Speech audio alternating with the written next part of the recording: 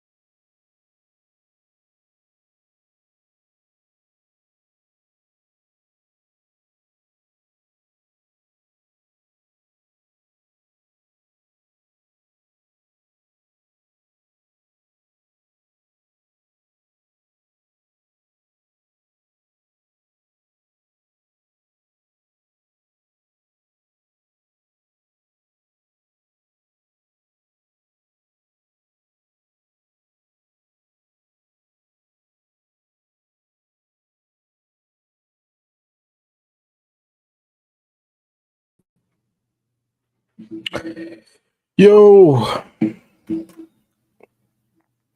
what it do? What it do?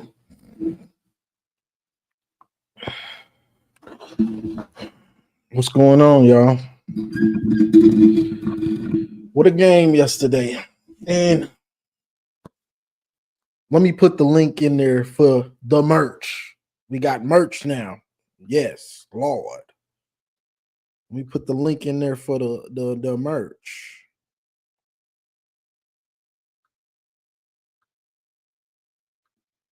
But what happened yesterday?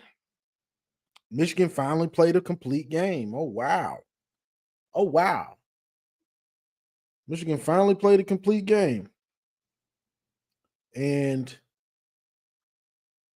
that's what we needed, honestly. That's what we needed. And that's what I was hoping we would get from Michigan with the bye week coming. I mean, not the bye week, with Ohio State coming in.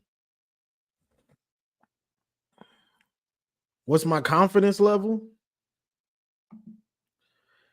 I mean, my confidence level is probably what, a 6, maybe a 7, 6, 5, something in there. My confidence comes from Ohio State starts slow, and I've seen them struggle with certain teams. You know, I've seen them struggle. All I need to do is to see a team struggle with similar talent. That Nebraska game, that Indiana game, somewhat. You know, Penn State. All I need to do is see you struggle with somebody with similar talent. You know, especially on offense. And I've seen that. I've seen that multiple times. Hill played. He changed his number to like 35 or something for whatever reason. Yeah, he needed to change it back because that 35 was ugly. He did not look good in that 35. He did not look good in that. You need to go back to that 20. He need to go to 21 because I don't know what that 20 don't look good. And that 35 looks horrible. That look real bad. You look good, you feel good. You feel good, you play good. You play good, they pay good. You hear me? Do you hear me?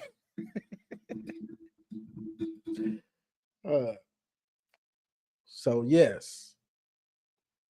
Let me see. I'm about to bring you up, bro.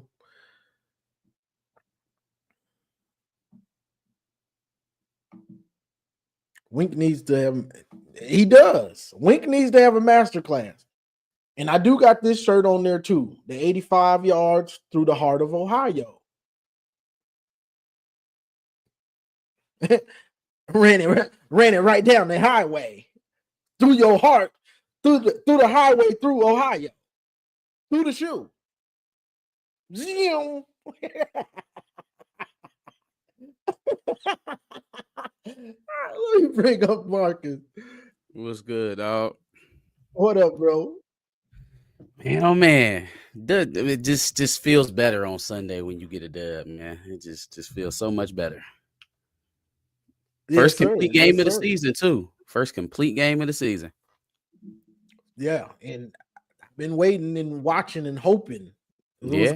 I was glad to see it. Yeah, it was I about just hate time. it came so late where it's like, okay, great. You would have you liked to know. have built on it, yeah, for a couple of weeks, but you know, it's good to get it anyways. It was senior night. Man, looking at that senior list, I didn't know a couple of those names were guys were seniors. Those were a couple of guys on there that I was expecting to be able to come back and contribute next year. So missing a lot of guys this off season as well, y'all. It's going to be another gut checks off season, but something tells me this off season gonna go a little different in terms of portal, how aggressive they are and things of that nature. I think this offseason gonna go a little different. I think it's gonna be a little different this offseason. So they'll certainly be head hunting with the pockets they got right now. But yeah, still good to see them stomp a mud hole in Northwestern. And what else? We saw a little bit of Jordan Marshall last night. Jordan Marshall played. He played well. Jaden Davis got a snap. And Tavi Dunlap said, well, this is my last play at Michigan, so I'm gonna go try to get 6. Sorry, young man. I don't think y'all better blow him out in the bowl game because I don't know if you're gonna get another chance to show it this year. Davis Warren played well. Khalil Mullins played well. I liked what we got out of Tyler Morris and Kendrick Bell. Looked like halfway decent wide receivers out there on the edge. Colston didn't come back after the second half. Didn't love that, but I'm thinking there's more of a we're already ahead. We're probably going to beat Northwestern. No reason to beat him up. Looked like they were trying to feed Tyler Morris, like they got something planned for him next week. Yeah. Tyler Morris was getting loose. Running game was much improved.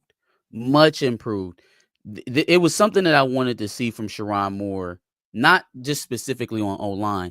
I wanted to see him make a difference somewhere in this bye week, right? We talked about what we wanted to see with them having these 2 weeks off and how this bye week had to be a lot better than what the first one was. And I think the reason why this showing felt a lot different than the first time is because it felt like he picked the spot to focus on. Oh, excuse me. He picked the spot and really honed in on it to improve it. I think he'd been trying to be too much of a CEO, putting his attention everywhere. You know what I mean? Trying to go where go fix what you can fix, right? And the offensive line has been one of the biggest underachievers of the team, other than probably quarterback, this year, coming off of what we've been able to do and years past. So it was good to see him fix that, or at least improve it, show a marketed improvement. Moore said Loveland is working through something. Yeah, he says that pretty often. It's kind of like his standard coach speak. It doesn't really tell you either way. I've heard him say that about guys, and then they come back the next week. He's been saying it about Will Johnson the entire season. So, well, that's that Harbaugh stuff. He's working through. I can't take nothing from that. Somebody gave Orgy some playing time since it was a blowout. I mean, at this point, I think the calculus more than likely is Alex is going to be moving to another position if I'm just being objective about it, or if he's going to stay at Michigan. That's even if he's going to stay, right? There is going to be a time in here where everybody's scratching their head and like, hold on, what's happening? Because guys are going to hit the portal, right? Michigan's firing the money cannon right now. So what that means is there's going to be incoming talent that just by nature of their production already is going to rub guys out of competition. Some guys are going to look at that and be like, hey, man, the room was already tough. I want to play. You know, I If want to play. I'm Orji- not gonna wait forever. and if Raheem he Anderson, wants, go. if he wants to be a quarterback, bro, it probably ain't gonna happen. He not here, definitely not. Not here. Yeah, not here. He needs to switch. What would you switch him to? Linebacker? I would say like Edge? I don't know if it's playing defense, but maybe like an H back. I wouldn't mind that either. Yeah, the person that I think about when I think about Alex Orji, if he's not going to be a running back or not going to be a quarterback, is Michael Robinson. Right? Michael Robinson was a Pro Bowl fullback, and he played quarterback at Penn State for 4 years and was one of the league's top passers. So, you know, if he's stuck on quarterback and that's, you know, he wants to prove it there, probably a mid-major will maybe give him a chance. Virginia Tech offered him. He was a Virginia Tech flip. Maybe there. The quarterback looked like he kind of in that mold of them. Yeah. You know, that's where we got him from. If he wants to stay at Michigan, I would start repping him at a different position in the bowl practices, because I still do think he can provide something to the team. It's not going to be a quarterback because of how this whole season unfolded. You know, obviously decisions were made and we went forth the way we went, but it just doesn't feel like that's going to be an avenue for him here. So, yeah, but I like them getting Jaden Davis in, though, or at least trying to get him in, because I like to see him play. I want to see now that they're burning the red shirt is no longer a problem or issue, bruh. Okay, come on, like I'm saying, Johnny, during these 15 practices after the game, right?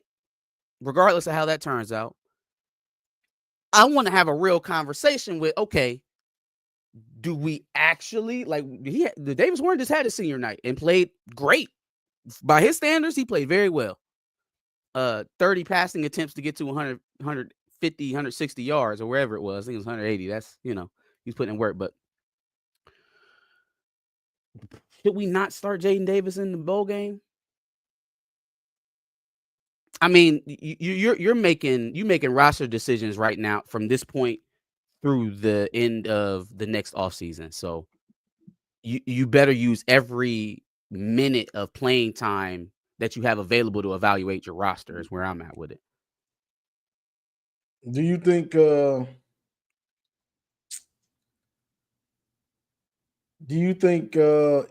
if the game is getting ugly, well, he can't do that. They done waited too long to put him in now. Who's that? Jaden Davis against Ohio State. I mean, first of all, they don't waited too long. I was about to say, first of all, I don't want to put myself in the mindset of, damn, we just down so much that we just go ahead and let the freshmen play. That's not where I'm walking into this damn game. I ain't gonna do that to myself. That's depression level. But what I will say is that if you get in that game and Wink, I seen somebody say before I got in here, he better coach a master class. Well, let's say he does pitch a master class. Let's say we do hold them down, right? Because as bad as it looked against Indiana, and we got to talk about that too, because boy, Kurt Setnetti is eating shit right now. Oh my goodness, they are dragging him on the internet. But as bad as that looked through the first half, I think they only had one offensive touchdown or 2 offensive touchdowns. 14 points was scored by the offense. It was a lot of standing on the sidelines. It was a lot of, you know, turnovers in the red zone or getting stopped in the red zone. We got better athletes. We have a better defense than Indiana, period. Not even just better athletes. We have a better defense than Indiana. If he pitches a shutout or as close to a shutout as we can get, let's be realistic. You gotta be able to put some points on the board. If Davis Warren, if we're not getting it, maybe. If that's the only problem, we get into that game, the defense is holding them, we running the ball well, and Davis is turning it over. I would entertain it at that point. I would entertain it. I would go for broke. Why not? Okay, look. So Jim knows. Watching him yesterday, he was trying to rush 4 at first, wasn't really working. Mm-hmm. Then he went to the blitz. Then he went to the blitz, and it basically destroyed their offensive line, similar to how we destroyed it.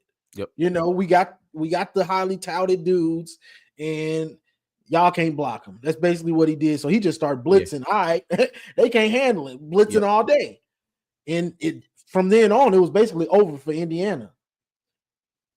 What's your chess move if that happens next week? For us, okay, so because it's likely it will. I think the reason why Indiana, I have to go back and watch it, but I think the difference in how they were blocking them versus the blitz pressures as opposed to when they were rushing just 4, I think they were leaving the backs in for help. I think they were max protecting. And so that gave them the extra time to get the ball off, and they already pitching the ball fast at Indiana anyways. So that's why that calculus changed for Jim Knowles to start putting the fifth defender in there in the rush. Now, when they do that, it proves that they can't block you now. So now, now that the numbers are even, now your extra blocker is eliminated. They couldn't block them. The tackles were done. Every time. The running backs weren't chipping anymore. They were on them right now, like white on rice. So I was looking for Indiana to maybe start going to something over the middle or somebody over the middle, a slot, a tight end. Maybe now that the chip is ineffective, letting the back come over the middle in a Texas or a check down, one of those delay routes, right? They never got to that. They kept just looking outside and expecting to be able to beat up on Iggy and Burke, but they didn't have the time. No. Right? I don't know why. If you got into the second half, if you're Indiana and Cignetti, and you realize you can't block them, okay, so now it's time to get the ball out, and they never went to that. That's what I would suggest, and that was pretty much the bread and butter to what Michigan did last night, was trying to get the ball out fast and get it out over Davis Warren's face. So that forces him to stay in the pocket and push everything forward. Yeah, because if he sees that pass rush, he did it last night. He sees the rush. Get out, right? If you get Davis Warren going left and right, he's going to bail. He's going to retreat. He very seldom comes forward up the pocket. So I think the calculus for them, and you see they run a halfback screen for like I was about to say that's probably like the first screen they ran all season. They ran into Khalil. That's the second. That shit was crazy. I've been counting. But that was coming to the calculus. They started to put stuff that was already going to be where Davis was looking. Okay, he gets to the flat really fast. So let's put people in the flat. He's going to be either, if he don't see it right now in front of his face, he's going to run out to the right. So start putting those check downs, those smashes right there in front of his face. Is that going to work next week? I don't know. I mean, it depends on how well the running game is doing, to be honest with you. They surprised me a little bit this game. They were able to, even into some loaded boxes with Northwestern, because they weren't totally backing off against the Ohio State or the Michigan wide receivers. They had some level of success, bunch of big runs. That was a positive sign. They'll need a lot of that, next week. They'll need a lot of that. You're gonna need the bell cow. You're gonna need Mullins to be. That's what I was going to. We can't get out of this game without Khalil getting 30 carries. Like if you don't do 30 carries, we didn't go into this with the right game plan. He has to. He's got to carry it, and he's got to keep us on schedule. The one thing that I noticed about the offense last night is that they were dealing with a lot of 3rd and 3, 3rd and 2, 3rd and 4, a lot of 3rd and manageables. You know that they were like 12 or 14 on 3rd down last night. Bless you. Jeez. If you keep it manageable, right? If you keep it manageable, we can pick up some first downs. Yeah, and even if we get options. you know what I'm saying? We got options. Now, even if it's 4th and inches, 4th and 1, keep the clock rolling. Let's keep going. Right? First time we showed it all season. The thing that really puts a damper on this for me in our upset bids for next week is there's going to be some instances where the ultimate pressure is left up to our secondary, right? Defensive line be damned, because I do think we're going to make a difference in the trenches when they're on offense. It's, are we going to get enough from Jair? Are we going to get enough from for Zeke Berry? Are we going to get enough from Amir Hall? And those guys played well this week. All of them did. But are we going to get enough versus Jeremiah versus Emeka Egbuka versus Tate, Carnell Tate? They got a lot of weapons over there. They have a lot of options to go to. Those guys going to have to run next week. They're going to have to run. And then they're going to have to get off blocks and tackle in open space as well. They're going to have to have a game of their life. So the job ain't going to be easy, but it never is. Every time this week comes, I say it never is. But we've seen other teams do it. We saw Penn State hold them down. We saw Nebraska hold them down. Mm-hmm. You know, gives me confidence. We got better defenses than both of those teams. And again, there's no making up for handling pressure in the middle, right? That stops everything. You can have the best wide receiver in the world, which they may have a 1, 2, or 3 in the country right now. It doesn't matter if we can affect you in your grill right down the pipe. And that's where Michigan's strength is. That's also just happens to be where Ohio State has had the most injury problems this year along the inside, the offensive line. So we have to be good enough on the back end for that to matter.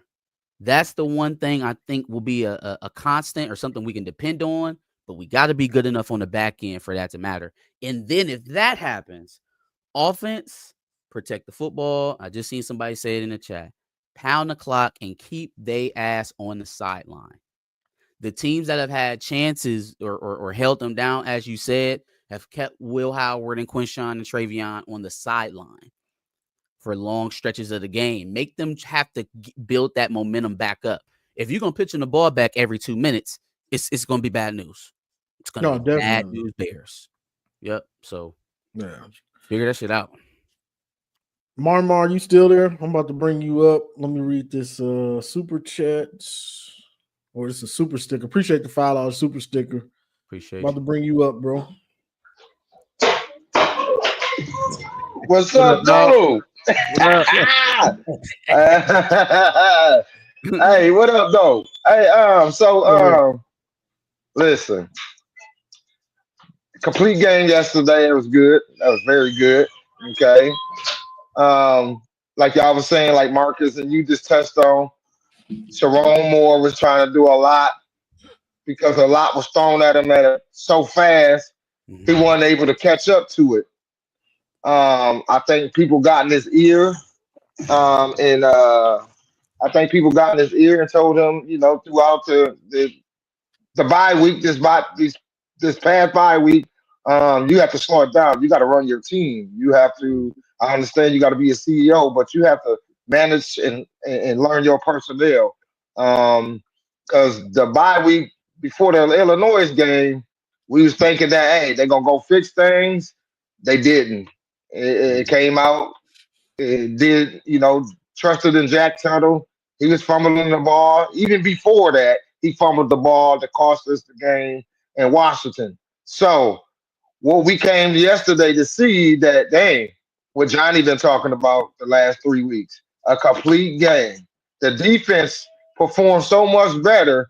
And I don't want to throw shade at Will Johnson, but him going down helped other players develop and get more playing time and experience. Oh, that's a fact. And, injuries. And you can tell, you can see, because Johnson never came out the game. So he never came out the game. So like they say, he can cover a whole island by himself. So with that being said, these other people that stepped up, they stepped up the last 3 weeks, man, and I'm very proud of that. And I think we're gonna be all right up there in Columbus. I really do. Because did you see all the people that got upset last night? I mean, if Michigan ain't watching that and then going into that game, believing that how they just mud stumped with Northwestern, I understand Northwestern was down, but still, they mud stumped them. We ain't seen that all season. We ain't scored 50 since 2022. So if we can keep Ohio State to 21 like Nebraska did and like Penn State did, because them to be the 3 best defenses they played all season. Because Illinois defense was not good. I mean, Indiana defense wasn't good, in my opinion, because they couldn't. I mean, they couldn't do what they wanted to do yesterday. So that's just my sentiment. Got you. Hold on, let me bring Dom up. Damn. OG. How you doing, Yeah, gentlemen? nah. Sorry, How I'm you just doing? I'm greasing my hair right now. Nah, How you guys doing I today? agree with you, Marmar. I think Oh yeah, hold on, Marcus. Nice to meet you. I'm Tamar, but people nice call to me meet you, Marmar. bro. For sure. What up, tomorrow? I agree with you. I think if Nebraska was able to hold them down like that, if Penn State was able to hold them down like that, we should at least be in that range. Now, the problem is that those teams weren't able to follow it up with any type of offensive firepower. They weren't able to take advantage of the tight game. You would hope that the tightness of the rivalry, the fact that Michigan has come out on top the last 3 years, the mental aspect of this game also lends you a bit of advantage. But they have to take advantage of it though. They have to make plays on offense. They're not going to win this game 10-7. It's not going to happen. You're going to have to put up something to beat them. And they showed the ability to, at least the ability. We literally haven't seen them score more than 30 this season. So a 50 Hey, burger is encouraging at very least. yes, it was. I'm still shocked. I said 50. They ain't scored 30 points since Fresno State. I was at that game, And the offense and ain't the scored owner. at 30 because Will had a pick six. Yeah, that's what I'm saying. Hey, a pick six in real life, I mean, in real time at the game is so different than watching it on TV. Because he was just running, and I'm like, man, look at that. It was crazy, bro. It was just different than compared on the TV, man. It was crazy. But yeah, like I said, if we can score and make it a NFL dogfight, to where like I said, this is my scenario. I just told somebody this. I said, Don get loose and take the score with 45 seconds left on the clock. All the defense got to do is they did the last 3 years. Pick them off. We watched Alabama put up 40 points on Georgia in the first half, almost lose that game. And then last night they just lost to Oklahoma. Bad. I think it was 24-3. So that's crazy. It's been crazy wins, crazy losses all season. This season has been very topsy-turvy with the realignment and everybody fitting into this new 12-team format. Yep. There's been a lot of crazy wins this year, so it wouldn't be too far out of what everybody is expecting, honestly, for Michigan to come out. Florida with the two upsets the last couple weeks. Mm-hmm. Yeah, man. Do y'all believe that since the 12-man playoff, certain teams, I'm not gonna say all one games enough to, because they know that they're gonna get. Oh, I can only lose two to be in the 12-man playoff. As long as I'm in that top 12, I can lose two games and go to the playoff because it's a longer season now. It's like an NFL season, but they split it up. You got your regular season, and then you got all the game. I don't know how many games you play now to get to the national championship. I really ain't dug into it. But do you think people are being very conservative when it comes to certain games to have the longevity for the playoff? Because that goes to January 20th now. Right. Dom, you haven't spoken yet. Go ahead. What you think? I was just listening to Marmar. I mean, I agree with everything he's saying. And my personal goal this week is to stay out of the fray with the OSU trolls. It's like Harbaugh said, the rivalry has become very unhealthy. And the one takeaway from yesterday, and thanks for having me, guys, is that was the first time all year that I not a complete game, but I seen the team believe in themselves.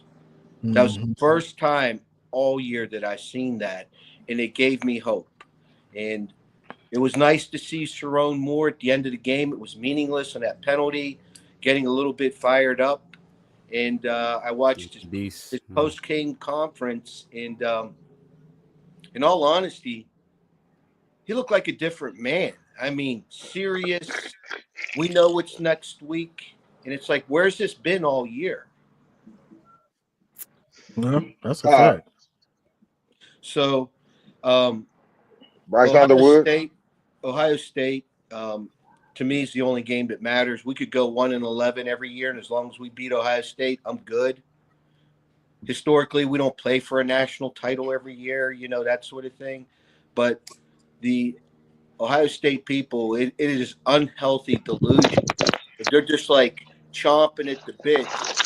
And again, I want to stay out of it, but if I was engaging, I got one word for those people. It's pressure. And that's just going to build and build and build. And I think the fact that the game's at home for Ohio State, it's deterrent as well. You guys just said it. You looked yesterday. Florida won a game they shouldn't have won. It's just been all over the place. I mean, look at the dogfight Penn State got into. If Michigan plays with this belief as they did yesterday, in conjunction with some players, and I saw it, maybe you'll agree, maybe you won't, but Graham and Grant yesterday, it's like, where was this all year in terms of, I don't know, emotion, leadership? I really can't find the word for it, but I know those guys, they don't want to go down to Columbus and lose this. No. These guys that's been around, the season's been what it's been. They don't want to go out with a loss to Ohio State after everything they've done this far. And I really hope that kind of surfaces this week and gets the team together. That's what I'm looking for, because they do have the talent to beat Ohio State. Yeah, they do. And it's like you said, it's about believing. And I spoke on this weeks ago. It's about having the belief. You have to believe. You can't win anything if you don't believe in what the coaches are telling you, the scheme, you know, in yourself, that you can actually execute this scheme, that they're the game plan. So that's the big thing, is just having those dudes confident. And that's why this week against Northwestern, I was saying so much that this is like an exhibition for Ohio State. Get the confidence. Let's see a full, complete game where everybody's just feeling themselves. We happy today, you know. So we could go into Ohio State, have a good week of practice, and go in there confident and actually believing that we can beat them. If you would have struggled against Northwestern, you would have been looking at Ohio State like, oh God, we about to get drugged. Regardless, even if you did have a good game plan, mentally you're not going to be ready. So all we can do is hope that they continue on this. Let's just hope. Hey, Marcus, I'm going to go back home and visit my mom during the holidays, but I do have to make a trip up to Cowtown to I have an appointment up there. I believe it's the 16th. I want to say it's a Monday. Sure. I'll circle back. If I'm in town and you're available, I'd like to say hello in person, obviously. Sure. But one question. Do they have the inflatable, you know, Brutus Buckeye up in the front yard next to Rudolph the Red-Nosed Reindeer? That's probably happening this weekend. You know what? So does everybody else on Halloween, they see the newer kind of standees, the Halloween, the skeletons, the tall ones are like 8 feet tall. Yeah. I've got a neighbor about 7-8 blocks down. He's got one. It's like 10 feet tall, and it's dressed with a 32 Buckeyes jersey and a helmet. I swear to God. It's been up all year since last Halloween. It's really a problem. I never did, but I always wanted to just like kind of make my way down the neighborhood and kind of puncture a few of those inflatables in the yard, but no, I don't want to go there. But anyway, guys, I appreciate you having me. And Sure. we have nothing to lose. If we win, we win. If we lose, we still win because big deal, Ohio State. You have a roster that could be in the NFL, and you beat up on a 6-5 Michigan team on a down year. Yay! It's but the key for us on Saturday is if we could get up 7 early, the sweat for Ryan Day gets more and more intense as the game goes on. In that panic, we're going to lose again. We need that to set in their minds. And then, as Johnny has pointed out numerous times this year, it's money in the bank that, Will Bonehead Howard's going to make a mistake. He gonna make one. He gonna make that mistake. Every single game he does it. I'm just sitting here looking at him like, man, he's 15 for 15, but I feel like there's at least 2 plays where they could have completely turned the tide of this game, and he just gives it to them every single time. Every time. Just never. They haven't paid for it yet, man. The credit to them, credit to the offensive line, credit to the defense, because they found a way to get him out of those hiccups, right? But he does it every game. So Josiah. At first, I thought TJ guy was mad about something, but that's just his personality. He always looks like he's mad. I like that. I like that. I'm mad. I don't care what happened. I just got a sack. The dude get a sack and he still be looking like upset. Oh, okay, that's just his personality. I like you, TJ. Yeah. So, yep. Well, anyway, gentlemen, thank you for the time. I'll let you know if I come up to. No offense, Market, but sure. Cowtown, USA. Yes, sir. I can't resist on that one. Sorry. And let's just hope. Let's get in their heads early, guys. That's what we really want. And go blue. Go blue. Yes, sir. Go blue. Thank you, guys. Appreciate it, Dom. Appreciate you, man. That's the OG. What up, Ive? What you up? There? What up? Y'all ready? I'm gonna bring you back up in a minute, more. Y'all ready for this week? Of course. Yeah. Always. Okay. So I got a question. Y'all D-line is like top 5 in the nation. Like, I think y'all gonna give us a problem with that D-line for real. Mm-hmm. So yeah, that can neutralize everything, to be honest. But we got so many different like styles of play that we can do on offense, though. Yep. So this is my question: who gonna watch JJ Smith? Team effort. I don't think we have anybody available that can take him one-on-one. So ain't no point in traveling. Lines up, we'll probably just have a combination of players on him. Okay. My next question is like, can I ask you a question about him though? About JJ? Yeah. Because he looked I wouldn't say slow. Slow is not the word. Maybe not as explosive as he's been over the last couple of weeks. Mm-hmm. I think he's dealing with an ankle injury. Is that something that's going to persist through the game, you think? I don't think so. I think they're going to probably shoot him up with some Toradol. We're going to get everybody right for this game, boy. Yeah. Like, shit. All right, you finish. Go ahead.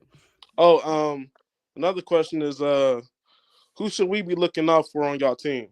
Like, who do y'all think gonna have a breakout game for y'all? On offense? Both offense and defense. Go ahead, Mark. Offense, heavy dose of Colston Loveland. Gotta be. Everything goes through him pretty much. Yeah, heavy dose of Colston Loveland and Khalil Mullins. So goes the offense, honestly. If those guys have big games, then we should be in it and we can compete. If they don't and y'all shut them out, the off pitch is not that great. Let's just say that. So there'll be a heavy dose, I believe, of both of those players. And then on defense, it's exactly what you said. It's the front four up front. It's Mason, Kenneth, Josiah, and Derek Moore. Those guys have to wreak havoc. I'm worried about that D-line y'all got, man. They got to wreak havoc. And not that y'all haven't been playing well, because I think this is the best offensive line that's looked all year was against Indiana, which is crazy with the amount of injuries that y'all got. So I give credit where credit is due. But I don't see, like, if I'm Josiah Stewart, And I'm looking at this game on top of it being Ohio State. I'm looking at Donovan Jackson, and I'm like, not only do you not play tackle, like that's one of those ticks in back of my mind. Like I should be able to get around this guy, but you're projected as a first round pick.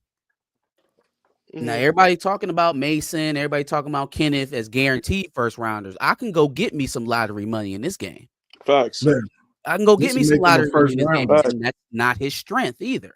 So I feel like there is a real advantage there, but at the same time, you guys are very explosive on the outside. You got a litany of weapons. We have to be able to cover enough for that to matter. It's just weird though, because like the past couple weeks we have not been like pressing down the field. And I'm like, I got a weird feeling we're gonna try that against y'all. And I'm just like, I don't know if we should try that with y'all with that D line. That's why I asked about JJ, because early on in the season, it felt like they had 2 or 3 shot plays a game that they were calling for him. Yeah. Now it feels like they've been handing him the ball off a lot. You know, he's been running a lot of slant patterns where he's getting tackled, you know, before he gets a chance to get his momentum going. He's a bigger guy. So if they haven't been doing that, knowing that he had the injury, I was just wondering if that maybe is playing a role. Nah, I think they saving him for like a big game like y'all or Oregon. Got you. Yeah. And for Colson Loveland, I think Caleb Downs gonna be covering him up a whole lot. Hopefully, you know, he have a better game than he did on the the playoffs last year. Yeah. Rose Bowl. Yeah. I'm gonna have a picture, a Caleb Downs picture posted in Ben Bredesen's locker all week. like you find number 2 and you do what you did in the Rose Bowl, bro. Every time Smacking. need that. I need it. That boy is good, man. He's been playing well. He's Been playing good, man. But Yeah, we that's found- all I got. What up, Marmar? What up, boy? What up, though? What up, man? What's up with my guy? You all right? I'm straight, bro. Yeah, man, that's what's up, man. We had to do this on live, man. We had to get it together. You feel me? I Hell yeah. appreciate you, my boy. You feel me? Yeah, yeah. You know what? Hey, you know, us ending our little rivalry is gonna feed families, bro. So we straight. Yeah, you feel me? Love you, baby girl. All right, y'all be easy though. Hey, man, right, you know man, we coming. appreciate Hey, Reed, What before up? you go, you asked a question about who else you need to worry about. Yeah, So collective effort, okay? Like I was just telling them about Johnson. Since Johnson been down, the defense has been playing a collective effort overall. Like they came out in the second half of Illinois. They came out in the second half. I mean, they held their own in the first half of the Indiana game, but in the second half of the Indiana game, they really shut them down, just like y'all shut them down, because of the talent gap. That showed up. Okay. Yeah. Yesterday, they showed the whole complete game on defense, the whole game. Yeah. What if I was Ohio State, I would worry about that because, like you said, they ain't been going stretching the field. Yeah. So if they not gonna stretch the field and try to condense, you know, sideline to sideline, Michigan gonna capitalize on that because of people on the defensive side of Michigan trying to make a name for themselves. So they gonna show up and make it hard. Y'all didn't do good. I'm not throwing shade, but y'all didn't do good against Nebraska. You didn't do good against Penn State. You shut them out offensively, but that was Penn State not capitalizing on their opportunities. Mm-hmm. I think what Michigan showed last night on offense, that they can go to other people besides Loveland, and that's what they did. So I don't know. I think it's gonna be that's against Northwestern though, bro. But y'all played Northwestern the week prior. We was just trying to stay healthy with them. Northwestern was in the game longer with y'all than it was with us. We was just Yeah, that's what I'm saying. Trying to stay healthy. Yeah, no, I know it don't mean anything, but if you want to compare the tapes, yeah, we dominated them from start to finish. Y'all struggled with them because y'all like to start slow, just like you started slow. You started slow with Indiana. Indiana moved the ball right down the field when they got the ball the first time. Went down there and scored. You can't you can't do that in this game. You No. can't, because Michigan will find a way to capitalize. And the way Sharon Miller feeling about that Underwood recruit, feeling about that recruit he got, he come out like they say, looking different. And he already won to know against Ryan Day, so the pressure is really on y'all. And that it don't matter, because Cinetti said that the crowd influenced his offensive line. Well, Michigan a different monster. So we coming to play. Buckle up. Go blue. All love. If I don't talk to you again, happy holidays to your family. You know what I'm saying? Eat all the Thanksgiving you can eat, sweet potato pie, I hope. Hey, one So more yeah, question. man. Though. Do y'all think Davis Warren can like beat us though? Yeah, I really do. Okay. Yes. I think he can game manage. Yeah. Yeah, that's all we need him to do. We not gonna have Johnny, that's all we got to do. That's all he has to do. Just like he did yesterday. Game manage. Don't turn it over, make timely throws, pick up first downs. That's what we're looking for. I We think don't Jim need to Knowles have gonna a fire 400-yard him up, performance. man. Jim Knowles I gonna think he's gonna try to, but the problem with that is I don't think y'all need to. I don't think so either, Johnny. I don't think so either. And if he does that, and He gonna leave stuff open. Sharon has guys prepared for it, leaves extra blockers, it could leave your secondary susceptible to get those big plays like we got in 2022. Because we ain't gonna get them on our own, not likely. I don't think I got the wide receivers like how y'all did before, though. That is what y'all said in 2021, though. That is what y'all said, or 2022. Excuse me. The thing is, I have burners, man. I mean, I wouldn't say that, but we had a couple dudes. We had Cornelius and we had Roman, right? Roman was a burner, but Cornelius didn't respect them guys like that until 22. Yeah. Because he put them in. He put your defense in a position to get burnt, and that's why I was going at last week with Ron Tarver. I don't think y'all have to blitz like that to beat us. That's my thing. If you blitz and go zero, you're giving us the chance to get big plays that we probably wouldn't have gotten. That'd be so fun to do. If I'm him, I wouldn't be blitzing like that. We don't have Rourke. You needed to blitz Rourke because he could pick you apart like he did the first drive. Then you blitz him, it was a wrap. Yeah. Davis Warren, if you get a light pass rush, he gonna mess up. I hate to say it, but if there's a light pass rush, and because he don't scramble, he don't run out of pressure. He just stands there, and that's one thing I hope he do on this coming up Saturday. That he sees it like JJ did in 22. He ran, he got a first down. Like I said, like the pressure is on Knowles and Ryan Day. And I hope Sharon Moore is looking at him like the coach and water boy across the field and putting that pressure into him too. You know what I was thinking when we was playing against Indiana and y'all played against them? I'm like, bro, y'all should have won that game. The coaching really messed y'all up with that game. Yeah. I mean, is y'all worried about the coaching in this game or no? I don't think the coach that was the problem is a factor anymore. Okay. But I don't think he's a factor anymore. That's been messing us up all year. Offensive coach. It was offense and defense. Wink has got his stuff together. Now it's just hoping that the offense. You heard everybody talking about we need to replace both the coordinators. He said both. Both two on both sides. Nah, not me. Wink said, talk to Kurt. I ain't that bad. Yeah, nah. So what is Sharon calling plays now? I believe it feels like he is. This felt the closest play calling style, the closest to what we were last year all season. Okay. They had 180 on the ground. They had 180 through the year. That offensive balance they've been chasing all season. Okay. They finally got it. And that was Sharon Moore. I believe that was Sharon. If it wasn't that was his imprint. Calling the plays, he had final decision. I mean, we gonna call pro right Z21 X comeback. Yeah. No, we ain't playing that. We ain't calling that. No, go next play call. That's how it was on Saturday for sure. All right, bet. Let's play ball. Let's go. All right, I'll see y'all Saturday. All All right, right, man. bro. Have a Go, good one. Appreciate go the call, blue. bro. He just I banged. appreciate that. I All right, appreciate bro. Go that, blue. Johnny. You know what I'm saying? Yeah, you know, making that with that. Yeah, you know, we've I been got you. chatting. Yeah, I'm you about to. feel me? Yeah, I got you. I'm about to bring up Who is this day Cameron. one? Hey, address this right here because I'm not What? understanding what this dude day 1K. Good What do you against say?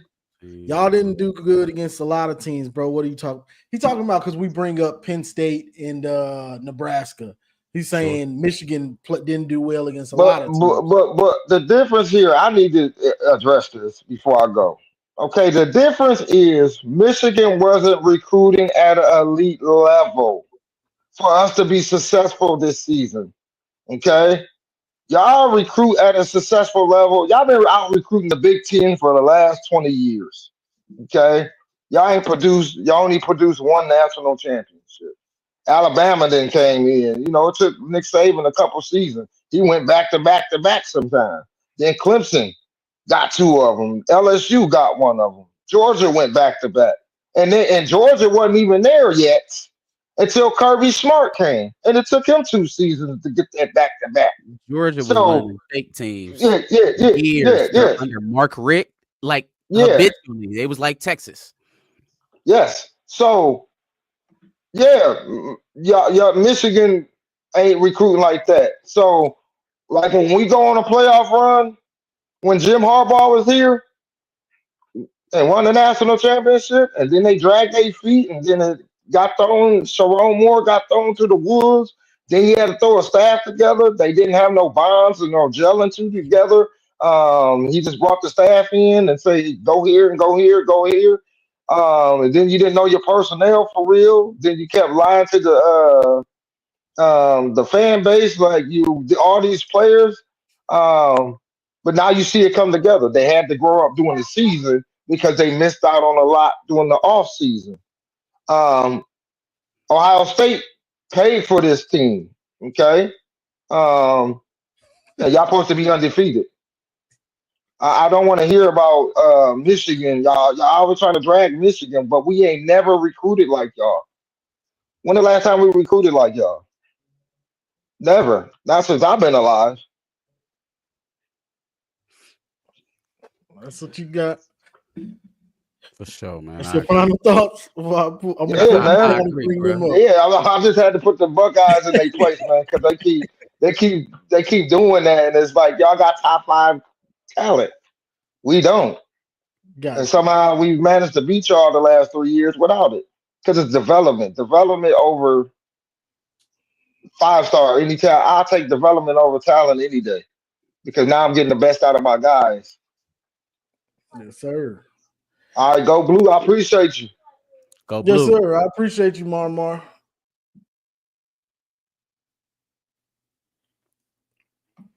Let's see. Got Steven and Cameron. Yo, I don't know who What want to up? What go. up? What up, man? What's going What on? up? What's up, fellas? How y'all doing? Cam, you can go ahead and go first. All right. Um,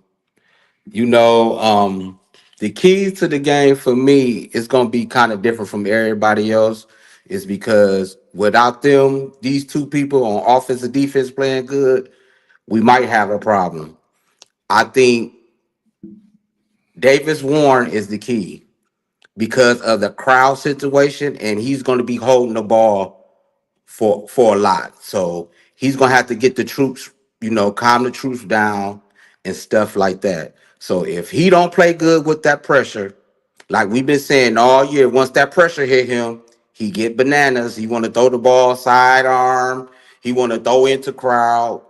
If he can handle that, Michigan got a chance to win the game. And on defense, number 8, Derek Moore. Can you please come out and play, please? We ain't been seeing you the whole season. He gets close. He's one Yeah. of those. He gets close. So we He need he him to like rev it up. Yeah, because if he can rev it up, because Josiah Stewart's coming, and the big boys in the middle's coming. So if he can TJ rev it got up, coming too. yeah, see. So if he can come, I think we won't have to rush 5. We can rush 4 with them front 4. So that's my 2 keys right there, man. When they rush 4, I just wish he would stun or twist like every time. Yeah. Like, just do it.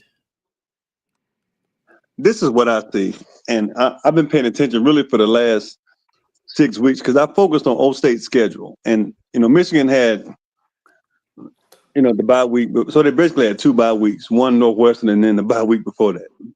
Old State's been playing every day for the last 6 Saturdays, or every weekend. So if y'all are paying attention, Tyler Morris has become more a part of the offense than people realize. He ain't catching 8 them yesterday. Right, yeah. They were, but I think that's for a reason. Me too. Old State, they have downs, yes, but Igbenogson can't cover a candy bar with a paper sack. I would take my chances with Tyler on him. And I always find it interesting when Buckeyes fans talk about how you going to shut down this one. It's always one wide receiver. But, okay, I counter that with how are they going to stop Mullings and Edwards? Now they're using them properly. Michigan's O-line has slowly started to get better, slowly gelling. Even with all these blowouts, the Old State D-line doesn't have a lot of depth. Their O-line definitely don't. Their D-line doesn't have the stats. Like Josiah Stewart has more sacks and tackles for loss than like their top 3 guys, which is weird. Or at least their top 2, because I know yesterday they did okay. Yeah, and it's almost like, okay, you got Stewart and Barham is playing better. Ernest Hausman, he's kind of, you don't really know what he's sneaky, but Graham and Grant, they're playing just like they were at the beginning of the season all of a sudden again. They got that burst of energy. The secondary, I can't believe is playing better. I think Old State better not try and force feed Smith. That's all they got. They got Egbuka, Smith, and Henderson because Judkins ain't doing a whole lot no more. Will Howard, he'll give you about 4 or 5 play action runs, but Jayshawn Barham is going to be waiting for him. So it's not a slam dunk like people think. Oh, if Old State loses one offensive lineman, if they get hurt, that's it. They're already going to be in trouble anyway. But they're way too dependent on Jeremiah Smith. It's always about how you going to stop J.J. Smith, how you going to stop Loveland, how you going to stop Mullings, because the more Michigan's running the ball, and if they're getting 3rd and shorts, 2nd and longs, if they're getting those first downs, that's going to hurt because Old State does not have the depth. They just don't. Johnny gonna yawn in my face. It's all good. I know I'm born. It's all good. But I'm telling you, man, like it's almost like that's now y'all know why me and him don't get along. It's stuff like that. But I'm telling y'all, and I'm gonna close it out, John. I'm gonna land the plane, John, like they say. I'm bored. My bad, J.O. Hilarious.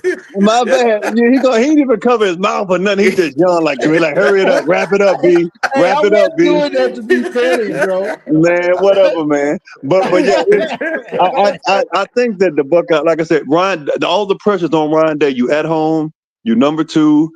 Coach Sharon Moore's beating you already as an interim. No Connor Stallions mess this year, no Jim Harbaugh. You have to win. If that game is tight in the 3rd quarter or 4th quarter, because they're a 21-point favorite now. I think if it's tight at halftime, it's gonna be a problem. Going crazy, bruh. It's gonna be like he gonna try to do some stuff. And Jim knows his job might be like they looking at him too. So, and Kelly, all these guys, if you brought together that super staff and you still can't beat Michigan, man, you might have to sell your house and get out of Columbus that night. I'm telling you. That's a fact. So that's what I got. I think watch out for Tyler Morris and Donovan and Khalil. I think they're going to do their thing. I got Michigan 23-20 in this game. Dominic Zavada, that's Dominic for Heisman, baby. That's what this kid don't miss nothing. He going to be the key too. But Tyler Morris, Dominic Zavada in that running game.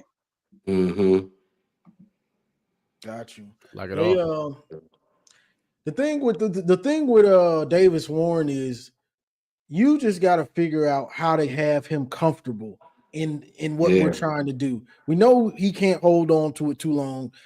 If he sees a pass rush, he's liable to do something boneheaded, and you got to get rid of that ball. So you have to scheme. Your scheme has to be designed around it, similar to 2021 Cade. Yeah. You didn't. Every throw Cade made, besides he threw a pick in that game, in the red zone. But besides that, every throw was like he knew exactly where the ball should go and who should be open. And it was like right on a platter for him. Like, okay, Sainer still on the wheel route. You know, everything was right there for him. Roman on a go route in between cover 2, in between the corner and safety. It's right there. Boom. Like you have to kind of lay it out there for him on a platter, I think. And also that game in 2021, K got comfortable. That's what I'm saying. He got comfortable. So if we could get him comfortable in the early start of the game, I think he'd be fine. He'd be fine. Because I got scared when he threw that pick yesterday. When he threw that pick yesterday, and I said, "Oh shit, what the hell?" And then I don't know who he was throwing to. I'm gonna be honest with you. They kept calling it an overthrow, but Ludwig went like this. He went like, I didn't even get mad, bro. I didn't even get mad. I seen him throw that pick. I had my little notepad. I was like, I just put it to the side. Like that was that John O'Corn right there. That was that. Here you go, bro. Here you go. He could have. I'm like, dang, dude. 4 yards over there. And he was doing good too. It was where did that come from? Yeah. That's him. That's what it was waiting. It's right there. It's always right there waiting to come up. Yeah, he was right on time. It was bound to happen. Hey, there go David. There go David's one right there. There it is. Yep. I think we all at that moment. There you go. But I think whoever's calling them. I think if Sharon calls the plays and Biff Poggi has, I don't think O State. Now they in the chat talking about some. Well, we got this, we got that. You got to stop the running game. They haven't stopped. They've been burned on the run a lot this year. So don't act like O State's D line. All them first rounders y'all say y'all got. Tuamaloa's not a first rounder. Sawyer's not a first rounder. Nobody on that D line is a first rounder. You got one offensive lineman that's a first rounder, maybe. Denzel Burke is not a first rounder. He's not. Igbenogson is not a first rounder. You get what I'm saying? Okay. So let the O State fans don't get cocky. Don't get it twisted. Don't get it twisted. Yeah, I mean, Michigan's beating you with 3rd and 4th rounders and 2nd rounders. Don't act like just because they have an off year don't mean Sharon Moore hasn't already outcoached your coach. He has. And Connor Stallions wasn't there, so you got no excuses. You didn't have none last year because you still lost. I don't want to hear anything about Kyle McCord. You had the Biletnikoff winner who shouldn't have won the Biletnikoff, and you still lost. So I don't want to hear that crap. And then you lost to Missouri. Don't get cocky. Don't do it. I'm just letting y'all know. I'm not saying Michigan gonna win, but if you lose, I want y'all back here with that same energy. Like, dang, man, it was never Connor Stallions. Michigan just having their way with it, and there's nothing we can do about it. Yeah, I like to ask y'all a question: who's gonna have a breakout game Saturday? You would hope, offensively, the way they hyped him up. You would hope that Marlon Klein would have a breakout game as the second tight end. You know, let me say this real quick. Between Marlon Klein and this is how crazy we are on offense. We're just now seeing them use Bredesen in the flat off play action.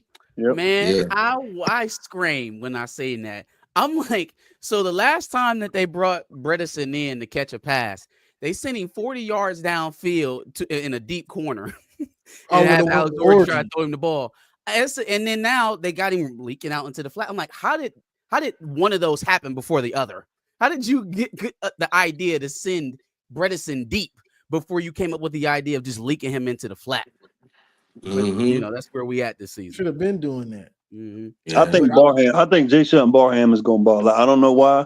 I think Jay-Sean's going to ball out. I think he's been playing well. I think Zeke Berry, man, is getting comfortable. Jared Curtis, he's small, he's young, but I think Zeke Berry and Jay-Sean Barham are going to ball out. I think they're going to have some breakout game. And Mason going out with a bang. So be ready. Be ready. I wouldn't be surprised if TJ Guy shows up too. Man, listen, he really been killing it. Yeah. I don't know where he came from. So that's why I said Michigan don't need to hit the portal like that. They really need about 6 guys. They don't need like 10. They need about 6 because they got so many guys playing. Positions, yeah. Like they don't need a whole new team. They don't need to be Colorado. Yeah, they need positions. Yeah. So we'll see. But I'm gonna go ahead and drop down. As I go blue, man. Appreciate you letting me up, Johnny. Respect. Y'all stay up. All right, go blue. Easy. Yeah, so if we let me see. What y'all think is the ideal for this Michigan team to win on the sacks total and pressure? In this one game, Yeah, in this one game. probably At least 4. 3. Yeah, 3, At least 4 3, sacks like Aiden had. Aiden had 3 by himself. by himself, and I Jabo think had 1. Ojabo had another one, so that was 4 that game. Yep. So at least about 4 or 5. The last one they had mercy on. It was really a sack fumble. It was when they were down already by like 20. And the Jabo chased him down and the ball came out, but then they called him down and they just didn't review it. I was like, oh, Yeah, they that should have been another touchdown. gave him some mercy. But yeah, I think what readings is saying right now? Readings by Dom about a sack per quarter. You said what? Because how many sacks we had yesterday? We had like 5 or 6. We had 6 6 of them things and 8 tackles for loss. Yeah, they went crazy. So if we could duplicate that, we'll win the mean game. they're gonna That. If we get that against that- Ohio State, we're gonna win. But I don't know if it's gonna be that demonstrative though. Yeah, it's gonna be hard to be that dominant against them. Yeah. Because that means they're gonna be in a lot of 3rd and longs, like 3rd and 13, 3rd and 10, and Which 3rd they have and 11. play calls for. That is something that you gotta watch with Ohio State. That doesn't scare them.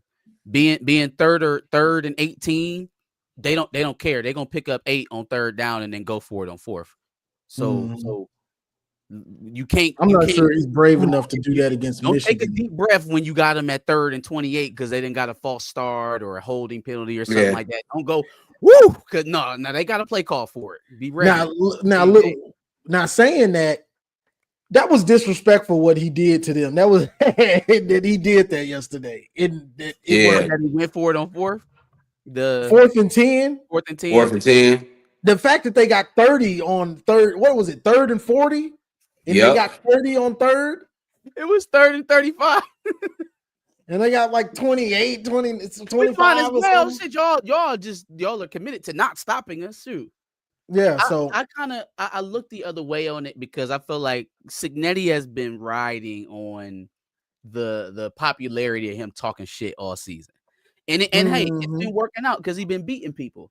But it should have bit him. It should have bit him against us. Yeah, he knows that. He knows it. He was over there looking stupid after the game against us. But he never corrects himself. He doesn't come back down the level. He's always up here. So when you're gonna stay up there, people gonna laugh at you when you lose. It's just how it goes. I mean, Day 1K says, Johnny, I think we'll still go for it on a lot on 4th because y'all offense isn't good and our defense is good. The thing about that is that's a double-edged sword. What you're saying is right, but if you get stopped, you're giving a bad offense good field position that we probably can't drive the whole field. So being aggressive is a give and a take. You know, you can be too aggressive when you don't need to be. And I think Ohio State is Jim Knowles and Ryan Day. They're going to be in a little conundrum, I think, thinking about trying to be too aggressive to prove a point when they could probably just play a base safe game plan and beat us. You know, and they probably could get aggressive and still maybe beat us, but they're going to give us chances by being super aggressive. They're going to give it, if they go for it on 4th on the 50 and y'all get it, I want y'all to go for it because it gives us a chance to get great field position. So you think you playing into your hands, you playing into mine when you stop and you get nothing. And now we having a chance to get 10 more yards. Now we get 10 more yards at the 50. That's almost counted with Zavada. So, you know, your aggression can come back to bite you in a game like this, especially when you really don't need to be that aggressive. This isn't 2023 Michigan on offense, 2022, or even 2021. So you really don't have to be that aggressive. Like, we got there 3 years already. Damn, Knowles, he been there. He done played Knowles 3 times already. Why does it feel like it's still so new? This is the third. Okay, all right, that makes sense. Okay. I got one more question before I go down, y'all. On the play calling with the run and pass, what you think would be a good dose of percentage for the run and pass? 60-40. Yeah. 60-40. The closer they can get to running dominance, the better. Like if they can survive doing it 70-30, we in good spot. But there's going to be some times where he has to affect the game with his arm because of the pressure that Knowles is going to have in his defense to whatever degree. You know it's going to be there, whether he backs off or does it more. That's going to be their decision to make. But he's going to have to affect it, but it shouldn't be leading. We shouldn't go into this game the way we went into Illinois, the way that we went into. Run the ball. Yeah, you got to run the ball, and you have to play action off of it. Like all this stuff I've been preaching about, me, Marcus, everybody, eye candy, motion, misdirection, setting plays up to have a counter off of that. You know, all this stuff they have to do. This is what they've been doing. This is what they've done multiple times. Like when we've beaten Ohio State, you got to put it all out there and do all of these things, because the motion, the misdirection, and the eye candy, it creates confusion. We need that little bit of advantage, even if it's a millisecond. We need that. Samaj needs that millisecond. Marlon Klein needs that. Bredesen needs that. Fred Moore needs that second, that millisecond of the defense hesitating. We need it. So I saw them do it against Michigan State and Oregon. Yeah. Saw some of it last night. Your offense should be based around that. It don't matter if it's run or pass. I should see a dude coming in motion with some misdirection and some eye candy. Help Donovan. Help Evan Link. Help Jadise. Help these dudes with scheme. Your scheme can help these guys. Yeah. Yeah. Do y'all think if it's close, the referee is gonna play a part in this game? Because if it's too close, man, y'all already know how they get in Ohio, man. I mean, I don't know. Like, you can't let it. I feel like if we're in this game, the things that'll put us in this game ain't really left up to the refs, which is running the ball and playing tough defense, right? Like they can't. Would you tackling too rough? You know what I mean? Like if they're doing what we need to do to stay in this game, it really shouldn't be up to the refs, because we're not expecting to go out there and score 40 points. The only real time I remember them doing that like that was the 2016, the JT is short, because from the beginning they started it. Man. Like the pass interferences and the holdings they weren't calling on. Besides that, I really don't remember them doing that. And I think they didn't have to. I think that year they kind of had to. They needed that help for real. Because Michigan, even with those no calls, Michigan still had the lead. And if it wasn't for Wilton Speight, it's probably game over. But these other times, they've been letting them play, and they've called it pretty fair for us. You know, because we've been calm and collected, and they've been the ones cracking under pressure, getting personal fouls and all that type of stuff. Because you know some of that stuff is on the ref to actually call the personal foul and all that stuff. He can just let it go as on both teams and stuff like that. Now they were getting the brunt of those penalties, you know. So I think we got a shot. We just got to play. They got to put up a shut up. Yeah, they can't blame the refs. They ain't good enough for me to say the refs. Jeez. I know.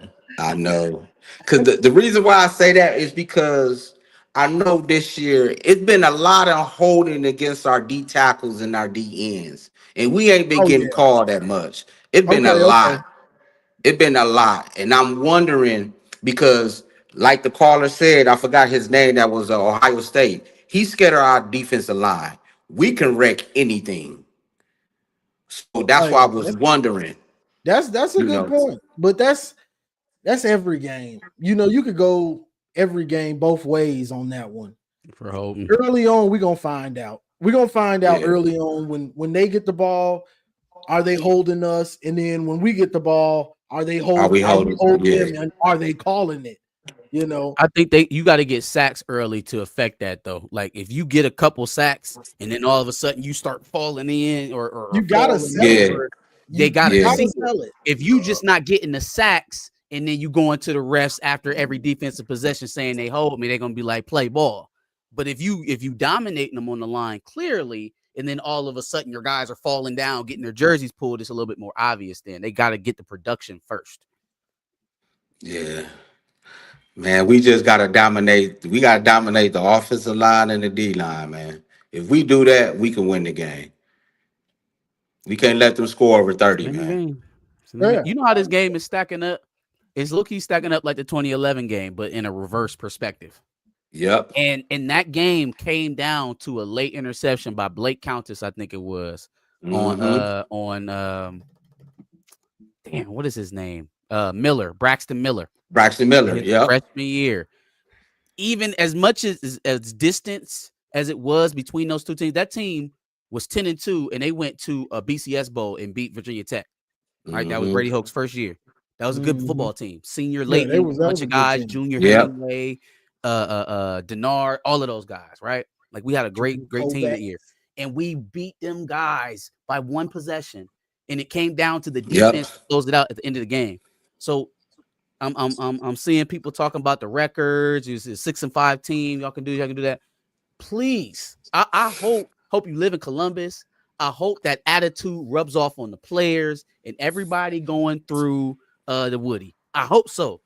I want y'all to take that attitude into this game on Saturday, because there's been 2 games that haven't played out competitively since probably about like 2004, 2005. And you had one of our coaches on your staff for both of those. So I'm not expecting to lose by 50. And if you're expecting to win by 50, I think you're going to be disappointed on Saturday, regardless of how it goes ultimately.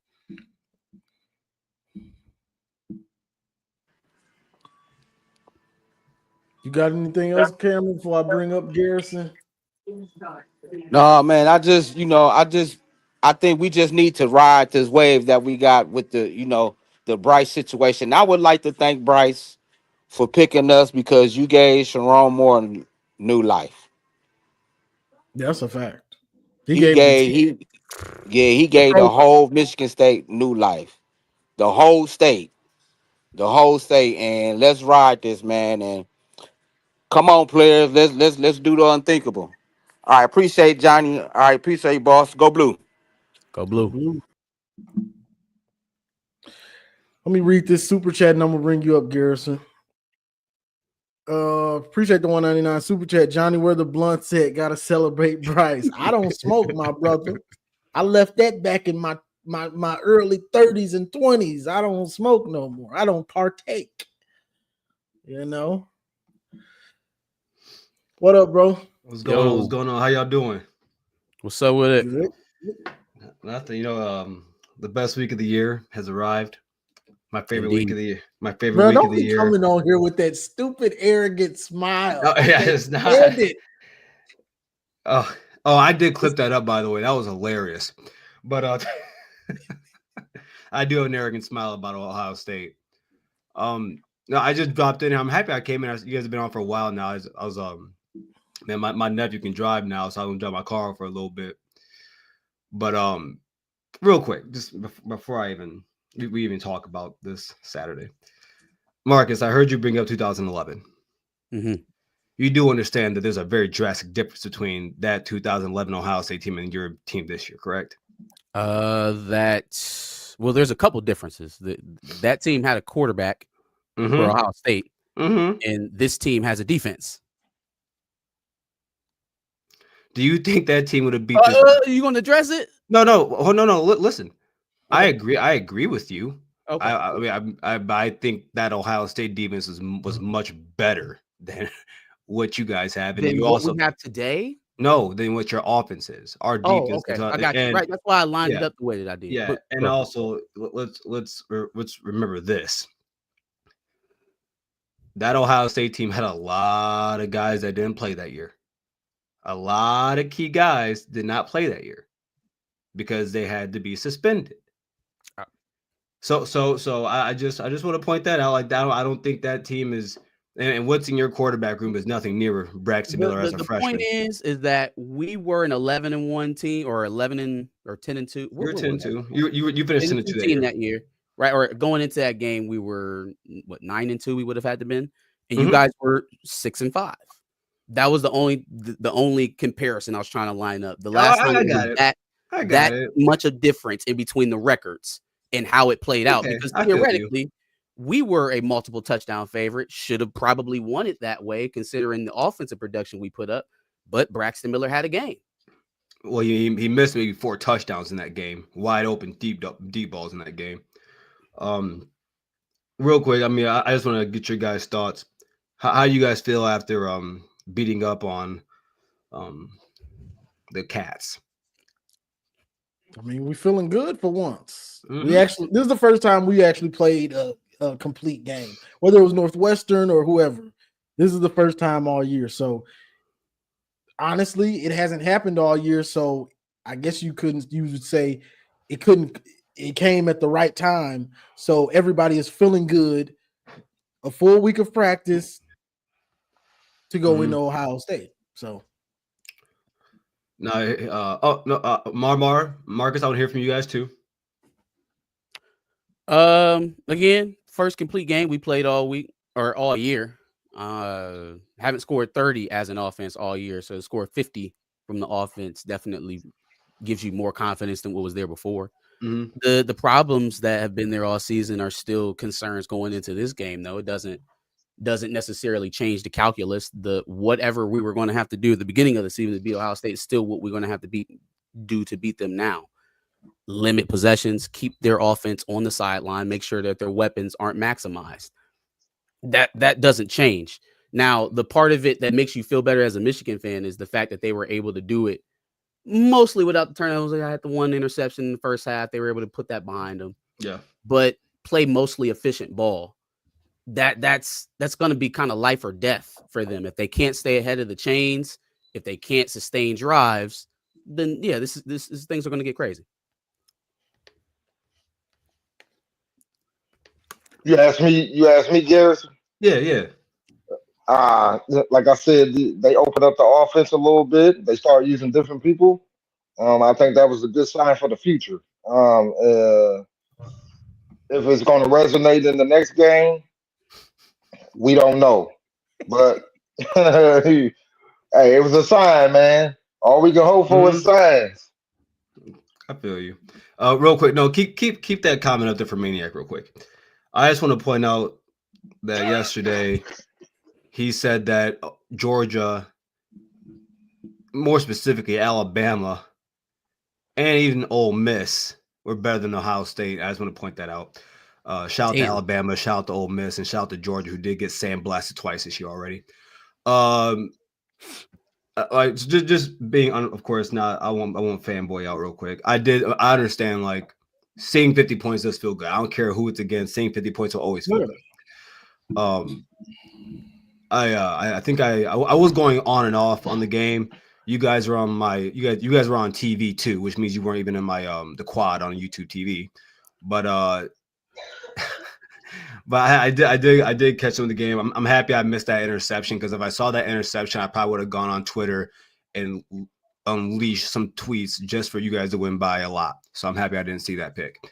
But I look like a fool. But I will say, like, that was probably the best I've seen your guys' offensive line play all year.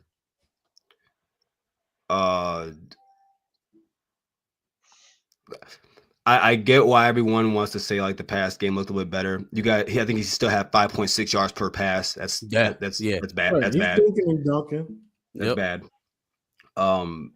He had a dude wide open and missed it. I saw that. I saw that. Yeah, I feel like that's been part of the course for him this year. Like, there have been guys open this year, and for some odd reason he just throw it. He's afraid to throw it. Man's clenching hard as hell. He is. But I'd rather he do that than throw it to the other team. So that's his facts. first interception this year was that deep ball. That's that same play. It was like a deep post, I believe, against Fresno State, and he's been shook to throw that thing ever since. Yeah. And so I hope personally I hope Loveland is healthy. I actually didn't even realize he came out the game and didn't come back out there. So that's really interesting. I'm happy that they finally started giving Khalil the ball like they should have been doing all year without bringing Donovan back in the game for no apparent reason. Even though Donovan didn't have a bad game at all, he didn't have a bad game. Yeah, I still think he's poo, but he didn't have a bad game. And Jordan, what's up, Maze? And then Jordan Marshall. That's good. Jordan Marshall Gonna be a guy, huh? He's gonna be a guy. Listen, I've been confused all year. I mean, I've been confused on why Ben Hall hasn't gotten the ball more also. But I mean, you can look Did at you it. see him yesterday? He hurt. He looked like he hurt now. Oh no, Yeah. But I mean, He Jordan didn't do Marshall. nothing. You can clearly see that Jordan Marshall has something that Donovan and Khalil don't have. Like you can, he's closer to a one of the better, like those elite backs that we've seen over since you can go way back to Timbiak Batuka. We've seen those type of running backs at in Ann Arbor. He looks like he's gonna be one of those guys. I'm not surprised because we wanted him to. And I wish we had him. You're the first Ohio State contributor that I've heard admit that. So I appreciate that about you. Oh yeah, man. I'm gonna give you your props. I have not heard any other Ohio State contributor say that Ohio State actually wanted Jordan Marshall. Hell yeah! What? That's crazy to think. If you didn't want Jordan Marshall, man, you're flat out lying.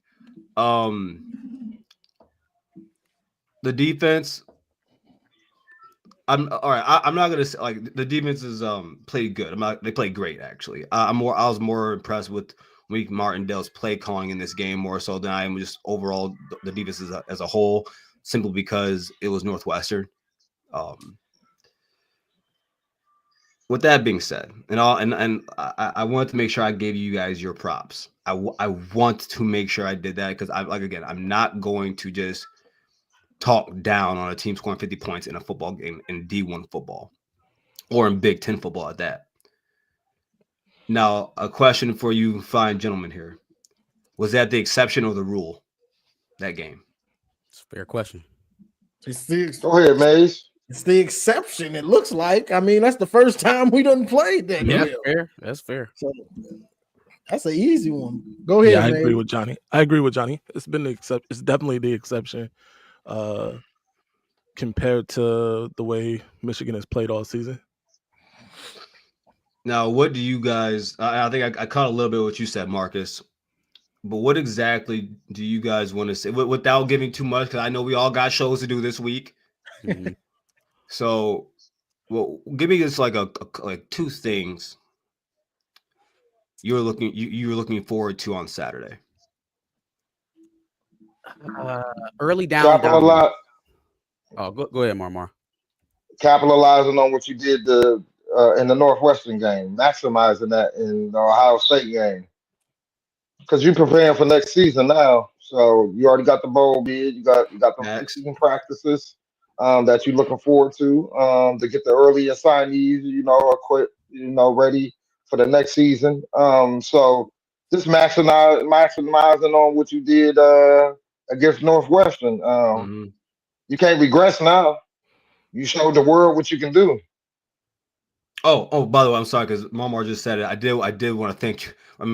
Congratulate you guys on becoming bowl eligible at the end of November. Good job. Hey fam, really relax. Garrison with the sarcasm. No, no. That is I am. Aren't you from Michigan, Garrison? Oh, born and raised, baby, from the Great Lakes State. So what made you become an Ohio State fan? My dad's diploma. I had no choice. Oh, okay. My mom. You have a choice. Oh no, my mom used to be a Wolverine. She learned. You always have a choice in life. She learned. Oh my goodness. That's very draconian. Check on this man's mother. The only thing that wasn't up for debate was in my family, me and my dad are the Cowboy fans. My mom is from East Side Detroit off 8 Mile, so you know what she is, and my sisters are too. So 8 Mile, Wyoming, this way. Yeah. You know like Devonshire Street is? Yeah, man. Yeah, Yeah, boy. You know what I'm yeah, saying? yeah. But no, but right now, bro, I can't talk to my mom right now. It's yeah, my Cowboys they suck. Wartime. So oh yeah, yeah, Nah, you yeah. guys. To answer your question, early down dominance, staying ahead of the chains. If Michigan is in second and third and manageable, it's going to go a lot towards sustaining drives. If we can sustain drives, that's a winning position for us to be in. I think any team that's had a shot versus Ohio State this year has kept Will and the rest of the offense on the sideline. Facts. If you keep them on the sideline, you don't give them a chance to get a rhythm. You actually take advantage of that one hiccup a game that he's going to give you inexplicably. He's going to do something. He's going to try and throw the ball out as he's falling to the ground. He's going to that saved us. That saved us in a way. That saved y'all? I thought he fumbled that thing. I ain't gonna hold you. Well, I mean, I do think that you're for some reason. No, it didn't save us. It didn't save us. Never mind. I don't think it saved you. It hurt you for a minute. It backed you up, and then you ended up, throwing out of it. You're more comfortable in like third and long situations than you are in third and shorts. So again, if we can get them into the situations we want them to be in, it's gonna help a lot. That's a crazy. I hate that you're right about that. I hate that. Yeah, third and short, y'all looking at each other like, ooh, boy. All right, we're gonna run this Halo screen. Wait. hey, wait. For the record, though, we are 16 for 22 on fourth down. So do your thing, man.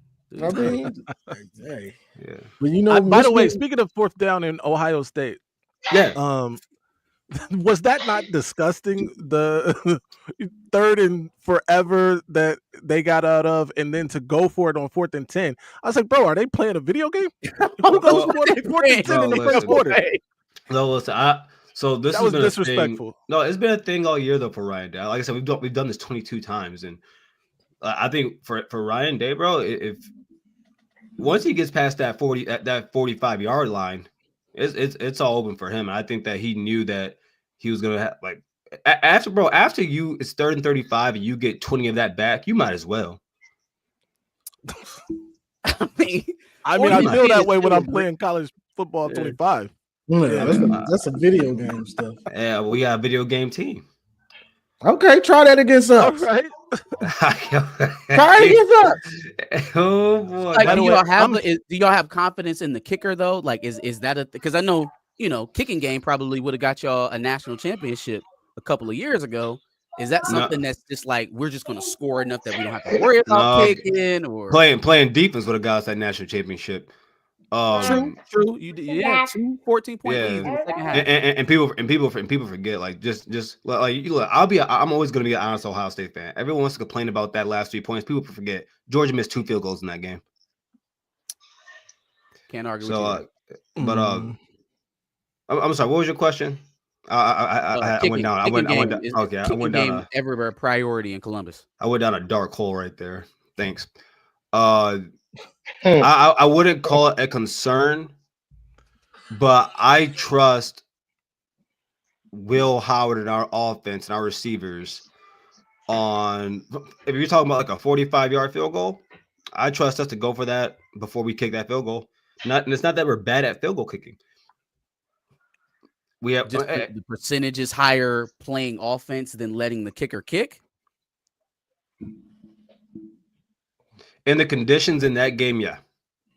I think that at that time, because of how we still ended up because Jelani Thurman dropped the football, we still got intercepted. But at that time, I thought it was important that we established how we want to play this game, and it's the same way we've done it all year. And that establishing that leave no doubt, leave none.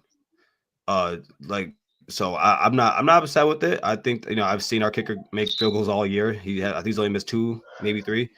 So it's not that I'm worried about it.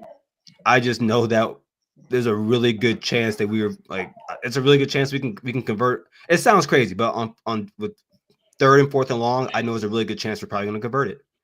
It's almost like there is a part of your guys' playbook that's set up for 3rd and 15 plus. Yeah.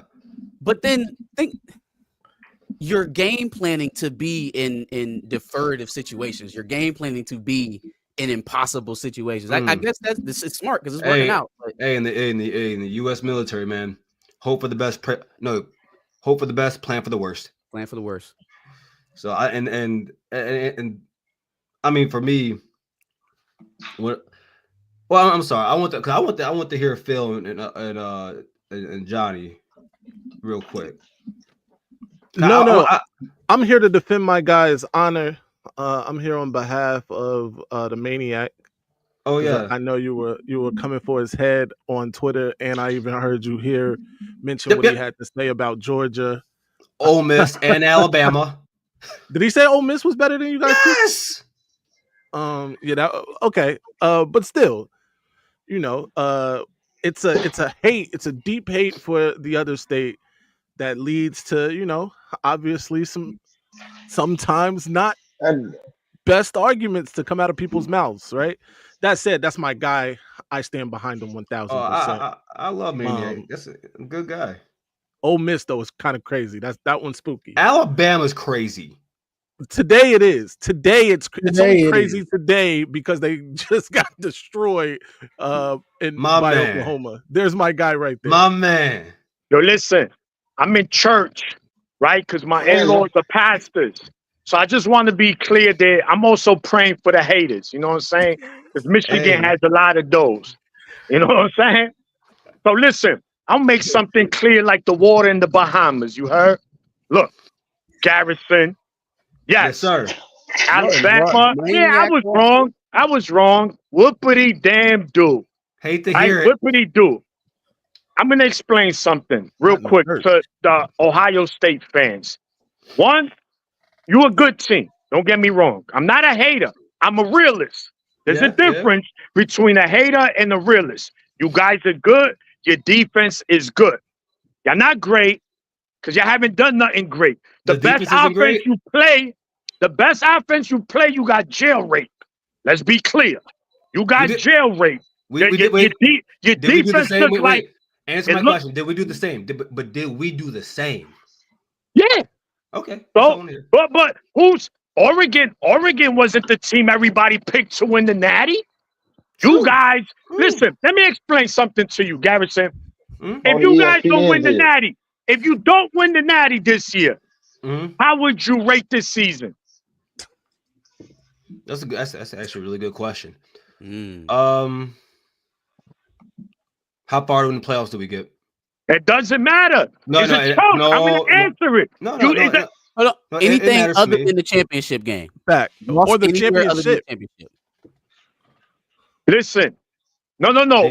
Daniel, offense was nasty all year. We exposed Indiana. Michigan exposed Indiana for what they were, a $3 bill.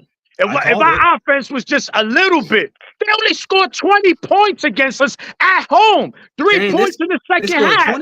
Wait, they scored 20 on y'all? That's crazy. And 15 against y'all. Listen, you gave up. Listen, your defense gave up 2 touchdowns to Indiana. Michigan's defense only gave up 2 touchdowns. Garbage time. It was the same thing. Garbage time. Oh, garbage time. Wait. Yeah, garbage time. Maniac, hear me out. I have a really fun stat for you. So, Indiana, I think they had about 170 some yards or something like that, or like 150 or something like that. Yeah.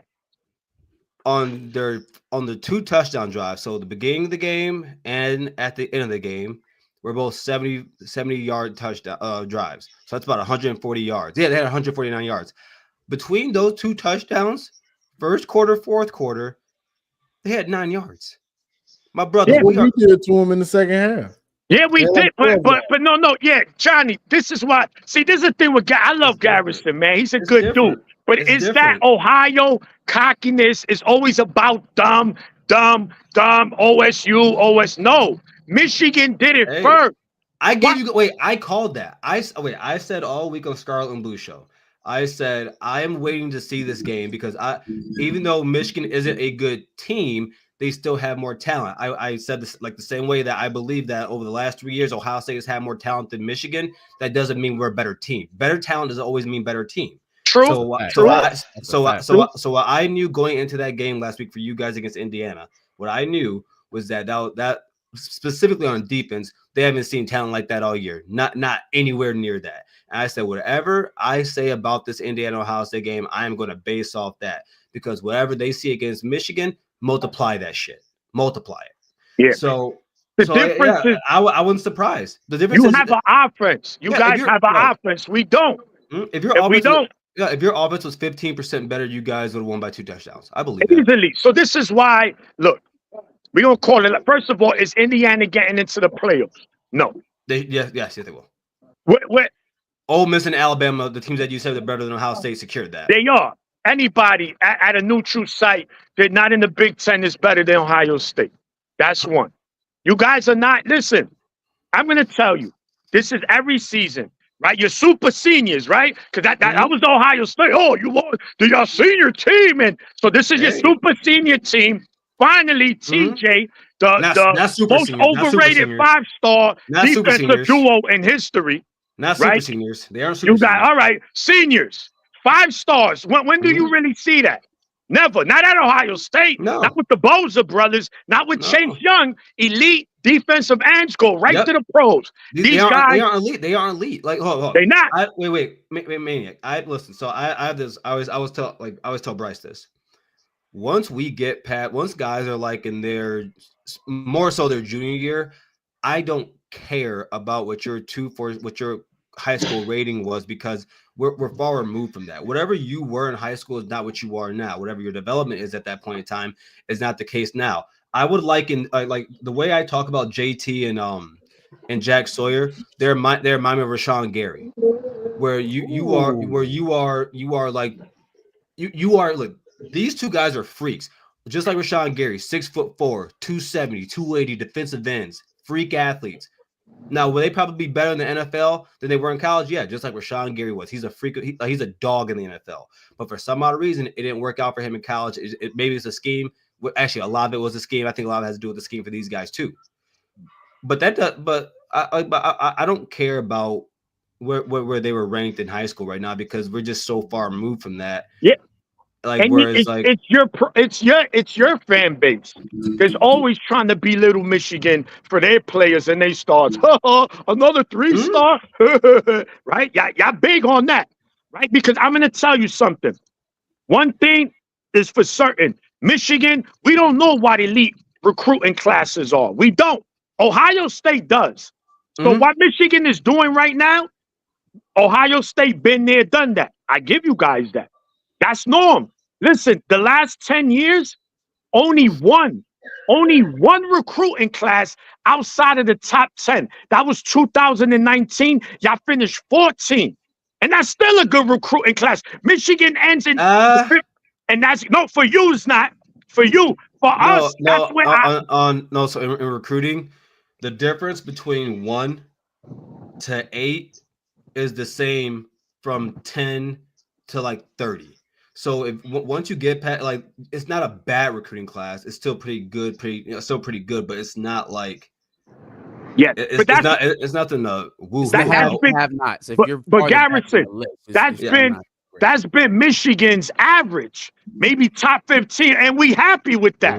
To you guys, that's like sad. That's sad. That's sad. But this is why I get on you. Natty sad. It's national championship sad. I just absolutely. But Marcus. But Marcus, this is why. Hold on. So Garrison. So then you can admit that one thing you guys have done the last 10 years is choke a lot. Or underachieve. Let's use a technical word. Okay. All right. So we talked about this yesterday. So the word choke, in order to choke, you have to be the favorite. Over the last 10 years, bro. I want you to go do some homework. Go see how many times Ohio State was favored to win the national championship before the season. A lot. Every year. I need 5. No, we weren't. I need 5 out of the 10. No, we weren't. I need 5 out of the 10. Dude, all right. I know for a fact, guys. No, we weren't. I know for a fact because I gamble. I know for a fact that we weren't. How many times? Hold on. Let me answer it. How many times was it that you guys were favored? Favored, 2020. All right. I was on my way backwards. This year, before the season, us and Georgia had the same odds. Last year, it wasn't us. The year before, 2022, it wasn't us. 21, it wasn't us. And 20, it wasn't. 22, it was y'all. 20, it was y'all, wasn't it? 2020, Fields, Dobbins. Yeah, 2020, we were.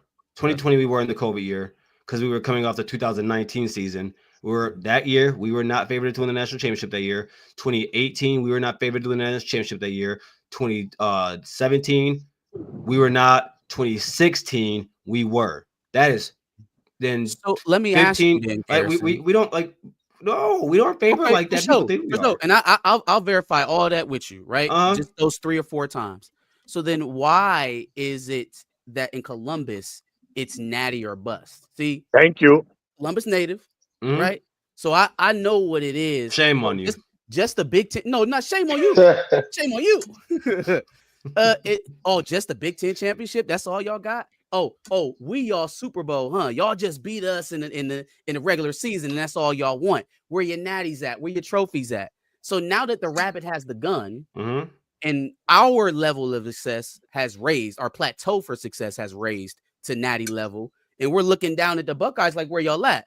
You turn that around and be like, oh, well, we're not the favorite. That's y'all standard. Okay. That's y'all standard, not the nation's. Yeah, okay. All right, I understand that. Real quick, y'all ain't looking down on anybody right now. Not this year. Yeah, true. We're back. We're looking down on the entire country. Hold on. Let me answer this question. Got it. But like, all right, I do understand like where you're coming from when you say that. Wave. But I think where you have to, this is the difference. I think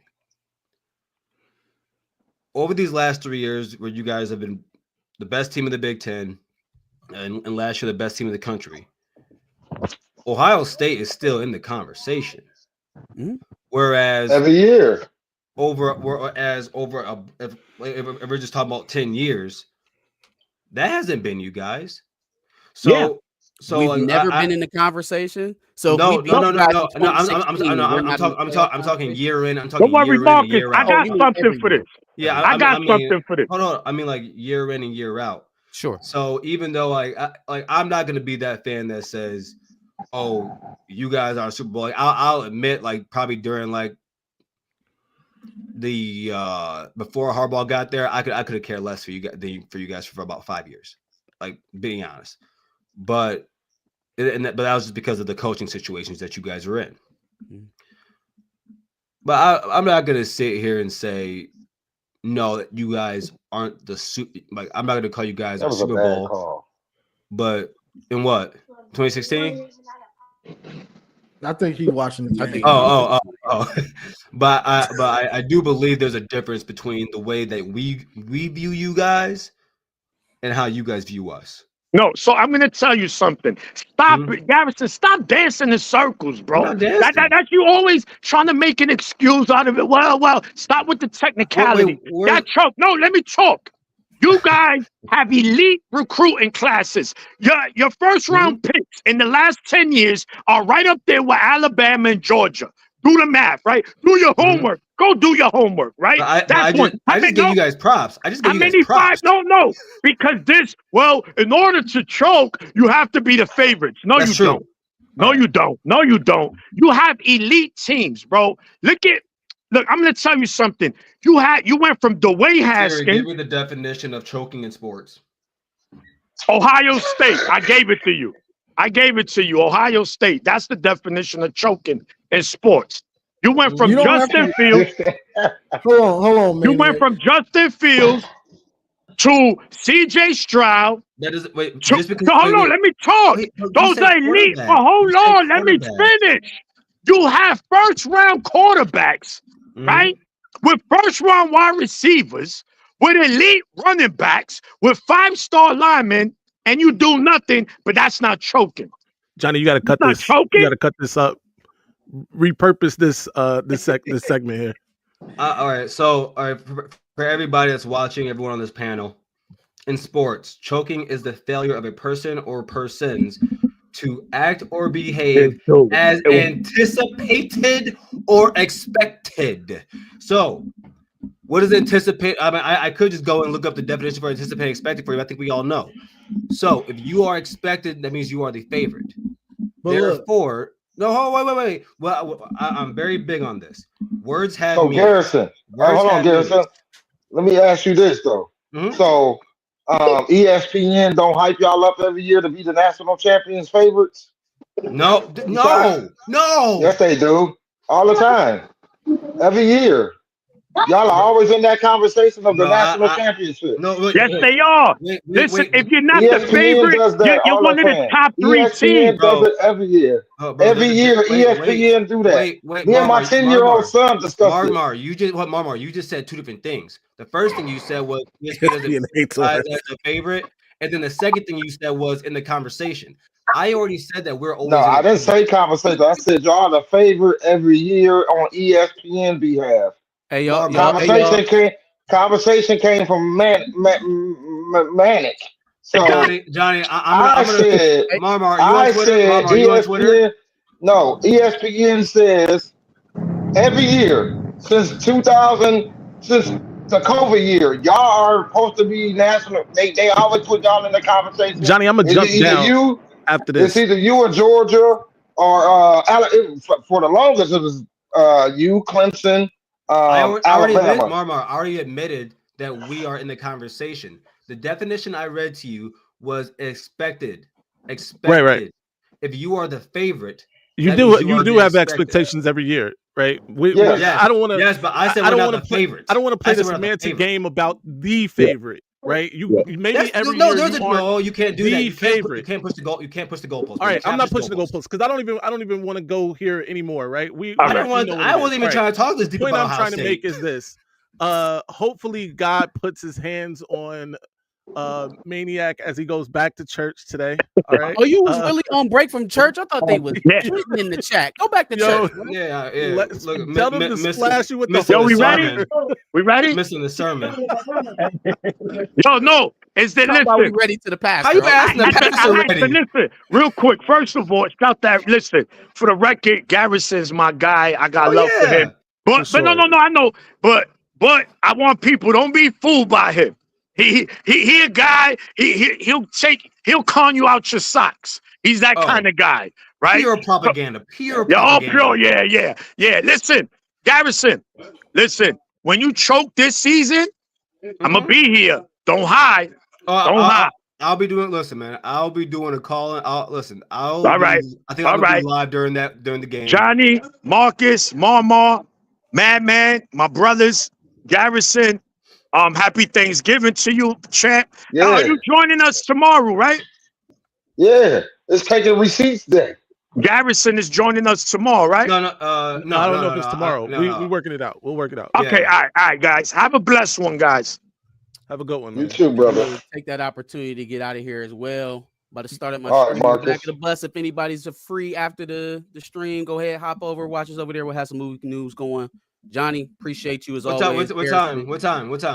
Around 4:15 probably when we'll be kicking. What's your YouTube page, Marcus? It's Back of the Bus Podcast. Back of the Bus Podcast. Okay. Yes, y'all talking about Kendrick today? Wait a second. We're definitely talking about Kendrick today. That we'll probably start off talking about.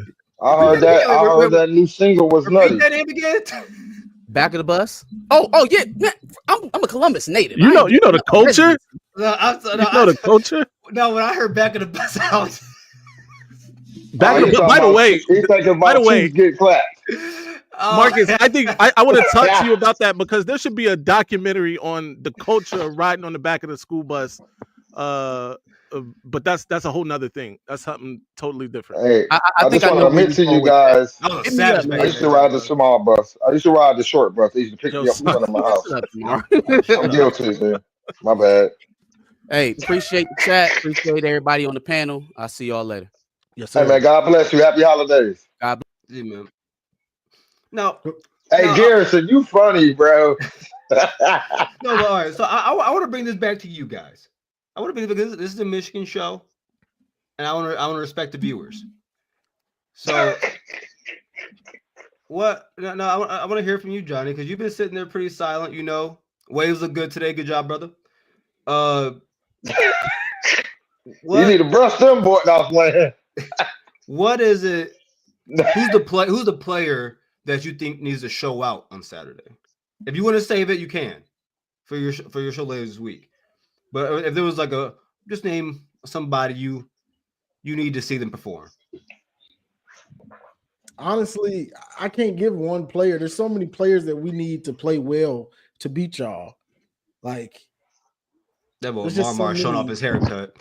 There's just so many on offense and defense. I guess I could say maybe Mason or Kenneth. That wouldn't be saying much. Or Josiah. That's not really saying much. Mason Curtis? No, not Mason. I mean, he's playing good, but I'm not expecting. I like what I saw. I like what I saw. He's nice. He's nice. Him and Hillman. Probably Barham. The linebackers, I need them to be tackling, playing sideline to sideline. Barham and Hausman, because y'all gonna be throwing a lot of screens and doing that type of stuff, wide receiver, running back, and y'all run on the edges a nice amount. So it's gonna be big for the linebackers to make those tackles, to make second and longs and not second and 4s and 5s. We done then. Like, we don't have a chance. So that's the big thing for me is we got to get back to playing defense in that type of way where we're not giving you anything. You get nothing. So what's going on, King? We need that. We need that. So for me, I was gonna say Barham, but not to piggyback off of Johnny's pick there. I'll go with Hillman. I would like to see Hillman play a lot of minutes in this game. I want to see Hillman knock out JJ. Hillman strike in this game. Johnny, I see you got that look in your eye. Safety, right? Yeah. Safety, yeah. But it doesn't necessarily have to be in and I know Michigan fans will know that, like, if it was like some hybrid of that position, right? Because I don't necessarily want to see him in coverage, not to say that he can't cover, but that's not the strong point for him. I want to see him separate people from the football. You know what I mean? Or at least have that fear, because there is something to be said about, having a in-cutting route, a crossing route, anything like that with somebody like that, to worry about. You know what I mean? Yeah. He's an old school safety. Absolutely. So that's who I want to see have a breakout game is Brandon Hillman. That's good. That's a good one. Do you guys have any questions for me? Garrison, hold on, because everybody Maniac, he wasn't letting nobody get nothing in. But look, choking. So let me ask you this. Choking. So 2022 Georgia, y'all didn't choke in that game? That was a choke. Y'all choked. Because to me, okay. No, all right. So, real quick, yeah. And I'll say this. I understand this for some people, they may think I'm like talking around something, but it's because I'm thinking like 3 levels deep. That's the only reason why. But like going into that game, I wouldn't have said, I wouldn't think that we would be choking, because of course I did not expect to be in that, to win that game. I remember being I remember telling friends, because we had the show at that time, and I said, just don't embarrass me on TV. That's how I wanted it for my team. Don't embarrass me on TV. But once the game but once you get into the game, I thought that we left way too much in that field. We choked that game away. Don't get me wrong. I know people hate hearing that. If we have Marvin in that game, do I think we win? Yes, I do. I truly do. But hell, man. I think if we had him and Mecca, we win that game. I mean, not Mecca, but JSN. People forget JSN didn't play that season. Yeah. And but at the end of the day, like I said earlier, forget that field goal. I can care less about that field goal. We win that game if we play some defense, bro. And actually, we didn't even play bad defense in the game. But everyone knew that season, what did Ohio State do? Give up the big plays. Yeah. Give up the big plays. So in the game, we choked that away. Really fast. On that same note, during that time, Johnny, and you, if anybody disagrees, let me know. But during that time, especially 21-22, I thought that Jim had put those teams together specifically with the idea of beating the other state, right? because obviously nothing else mattered. If we couldn't beat them, we weren't going to go further than that anyway. So I think the idea that Ohio State was going to struggle against Georgia might have been a little misguided because of how highly tuned Michigan was to beating Ohio State. How like it was, the team was built for that, right? Georgia wasn't necessarily built just to beat Ohio State. Georgia was built to win national championships, and so was Ohio State, by the way, built to win national championships. But Michigan was built to beat Ohio State. Obviously, we lost to TCU. We don't need to go there, but I think that going into that Georgia game, I didn't have the notion that Ohio State couldn't win that game or wouldn't win that game. I felt like it was going to be a good game because talent-wise, they were similar and all of that. So, yeah. And I will say, like, going and like I don't want to talk too much about that game, but going to that game, I did think we had a chance because over the past few years with Kirby Smart, if there was one way you were going to beat Kirby Smart, you needed an elite quarterback with some elite wide receivers. That was the only way you had a chance. Yeah, you ain't gonna run on them. But no, I don't, like I said, like in a situation like that, like yes, I would say we choked that away. Yeah, because it's like Bama and Georgia this year. If regardless what it was before the game, in the game, Bama's destroying them, and then Georgia comes back. If Georgia would have came back and won like they almost did, Bama choked, right? Yeah. Yeah, that's how I look at it. Once we're in the game and you're up, like yeah, I feel that. I'm in agreement with that. I'm in agreement with that. No doubt. Johnny, thank you for having me up. Garrison, always a pleasure. Marmar, you're my guy. You know that. Until next time, I appreciate you, brother. Yes, sir. Everybody hit that show like tomorrow? Button too. We always got a show on Monday. Monday we do. We're gonna do a receipt show actually tomorrow. Yeah. So we combined it. We combined the shows. Absolutely. All right, bet. Johnny, you better be there. Garrison, you welcome too.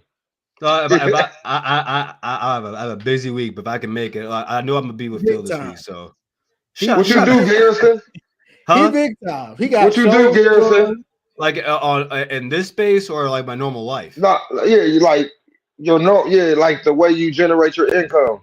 Oh, me, I'm a framer. I build custom made houses with a team of 3 other guys. Hey, so you build houses, right? Mm-hmm. So I'm in Fairborn, Ohio. You in Columbus? No, I'm from Michigan. I'm from Grand Rapids, baby. No, I'm saying you live in Grand Rapids right now. Yeah, I'm a proud Michigander. No, you still in? I thought you was in Columbus. Oh no. Maybe I went to school. Fighting his own I know. Hey, I went to Wyoming Park out there. No. And then I went to school. Yeah, I went to school with Drew Neitzel, and then I lived on Venus. Hey man, so that's crazy. So you know South Christian? We played against South Christian when Kurt Waters was there. Yeah, man. That's why I went to school. First black male to graduate. What year did you graduate? 11. I graduated in 03. Yep. Y'all, man, I'm a huge fan of Drew Knight. So yeah, South Christian. Hey, Johnny, you probably know about South Christian. South Christian was them dudes, bro. Hey, John. They had a boy named David Cook. Oh, he was a dog. David Cool? Yeah. David Cool was he went to Western Michigan. Hey, he was a dog. Mm-hmm. Yeah, but I used to live in Grand Rapids, man. I used to be on 28. I used to be on 28th Street. Hey, Division. You're gonna rule. You already know. That's what's up, bro. So Johnny. Yes, sir. So I'm gonna get out of here soon. Let you guys continue to, I don't know, comfort each other on this channel. This awesome channel that you have. What before I get out of here, is there any for you two, Marmar? Is there any questions you have for me? What worries okay, go ahead, Johnny. Do you have any worries about playing Michigan, or are you just like, hey, you damn right I do. You damn right I do. my first worry is going to start with the O-line.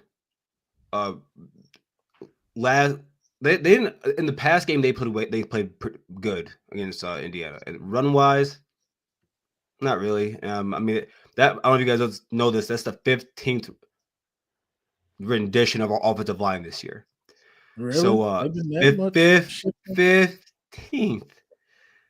So like what I'm hoping for, like what I'm being very hopeful for is that like after Simmons went down, we had to mix up everything. The Nebraska, that's when we played Nebraska. It didn't look good. But then after that, once they had some more time together, then they got together. I'm hoping that that's what they're able to do in this game.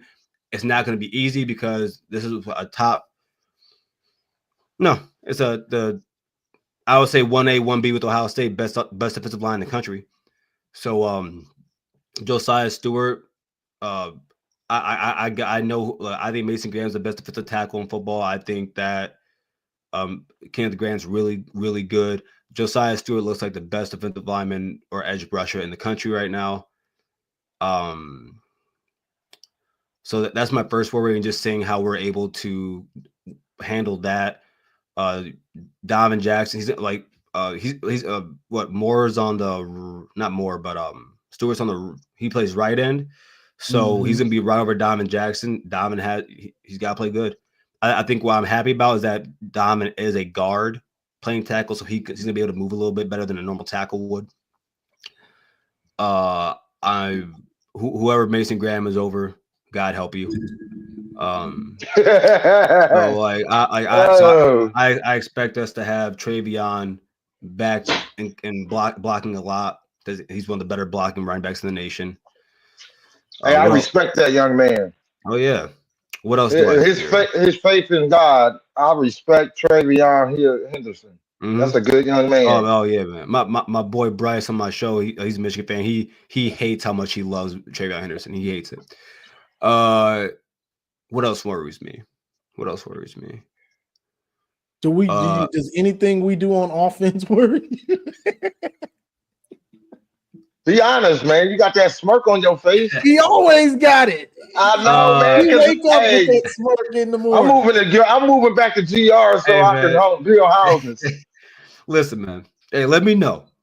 We looking actually for people, but no, for real. I'm ready. I work for Keurig, Dr. Pratt. I'm ready to get back home, man. Yeah, we're looking for people, man. So as long as you paying me more than Keurig. So the only person I would like, listen, if there was anything about your offense that I feared, it would be Colson Love. Don. I don't fear anything about that boo-boo dude. No, he's been talking about Donovan since the summer. No. I think he's the fourth best running back on your roster. He regressed it. If Colson Loveland is healthy, I'm really interested to see what that looks like. And seeing how you guys, I'm just gonna, because I hope he's healthy, I'm just gonna act like he is right now. If he is, seeing how you guys scheme him up. What I am happy about is that when we played Penn State, who has Tyler Warren, Caleb shut that down all game. So, but like I said, I'd say Loveland is faster than him. Yeah, he's faster and he's low. Yeah, the other tight end is big. I think if Colson, bro, I'm watching Penn State, and I watch you guys. I'm like, bro, does Kirk Campbell, Sherrod Moore not watch Penn State scheme up this dude, open every single play? I stopped talking about it because he's open every play. I know it. Like they take the time to figure out different ways to get him the ball and involve him in the offense. Like that's coaching 101. Your best players, especially when you don't have that many actually good and talented players. Yeah. You have to figure out how to scheme around these great players. Colston Loveland is a great player. So you should be trying to find different ways to get him the ball however you can, because he's a big time playmaker. So, that's our problem this year. And then I'll say, if there's one more thing that I'm kind of worried about. No, it's not that I'm worried about your receivers. Samaj say he ready this year. Yeah. But Samaj didn't play yesterday. Yeah, he's saving it all. for Iggy. I could play right now and put up the same production. Why do y'all keep saying that? That y'all gonna put up the same stats? No, I know. I know. Johnny. I'm saying I could put up the same production he has this year. Johnny, listen though. They didn't use him right this year. They should have been used. OSU fans hate Samaj because he said you can't and Marvin Harrison. You can't be listen, man. Samaj Morgan. He was a winner. When you were champion, I had as many yards as he did in that game. 0. So they hate Samaj, bro. I don't hate Samaj. I think Samaj is one of the most entertaining people I've ever seen. The problem is there's no reason to play. He's a good young man in the community, though. So I'll give. Yeah, I ain't gonna. But when it comes to the football, listen, what I've always said about Samaj. I think he's an electric player, but he's not an electric athlete. And so for him, when you're that little, my man, like it's like being the honey badger. When you're 5'9", 180 pounds playing safety, hitting dudes like that, he's still an elite athlete. I don't think Samaj is an elite athlete, but I also think that if you put him in the right system, he can do some damage. I want to see who you guys put out outside at receiver, and I want to see how our corners play in this game. I do believe that because of the lack of receiver talent you have, it does play into our hands because Burke and Iggy are two of the best tackling corners in college football. And I'm testing Iggy. He old too much. I got to test. No, you have to know. I agree. You know what? And I agree with you. You have to test him. But I did watch your show the other day, Johnny, and so I didn't see if you commented back, but I want to let you know this. We can bring up that first pass interference was kind of iffy, but that second one, yeah, he hugged him like that was his girlfriend. Mm-hmm. We all saw that in the end zone. That's just how he plays, though. So after that, Arnold at the Lions, he played just like Arnold. Yeah, I don't know how to say his first name, but Terry? Yeah, Terry Arnold. Yeah, he plays just like that. Mm-hmm. And so, but the thing is, though, after those two holding calls, those pass interferences, and you said you didn't know why Indiana did keep testing us down the field. There's a reason why. They were getting sacked? Nothing. Oh hell no! Hey, get him off here now! No!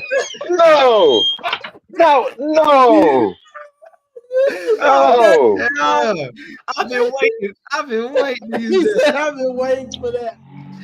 So, bro, but look, I would have still thrown at him. But the problem was he only you have to. He only had a second before y'all were getting in the backfield. Y'all started blitzing, and it was a wrap from then on. Oh man, we had that boy seeing. I know he took a nice ice bath after that game. I know he did. Yeah. So yeah, and then I mean, so I'll say those are the only things I'm really worried about. I think this will be a close. I think it's gonna be a close game for about the first half, because I just think, Do you expect him to blitz like that against us again? Yeah, I think he will. To start, no. To start, I don't think he will. I think he's gonna do the same thing he did against Indiana. Go forward and then see how it goes. Yeah, we baited them. Yeah. We baited them. And he was making throws. He was eating y'all up that first drive. Yep, and after that, I think he went 8 for 18. Like it's just, I mean, after that, we blitzed.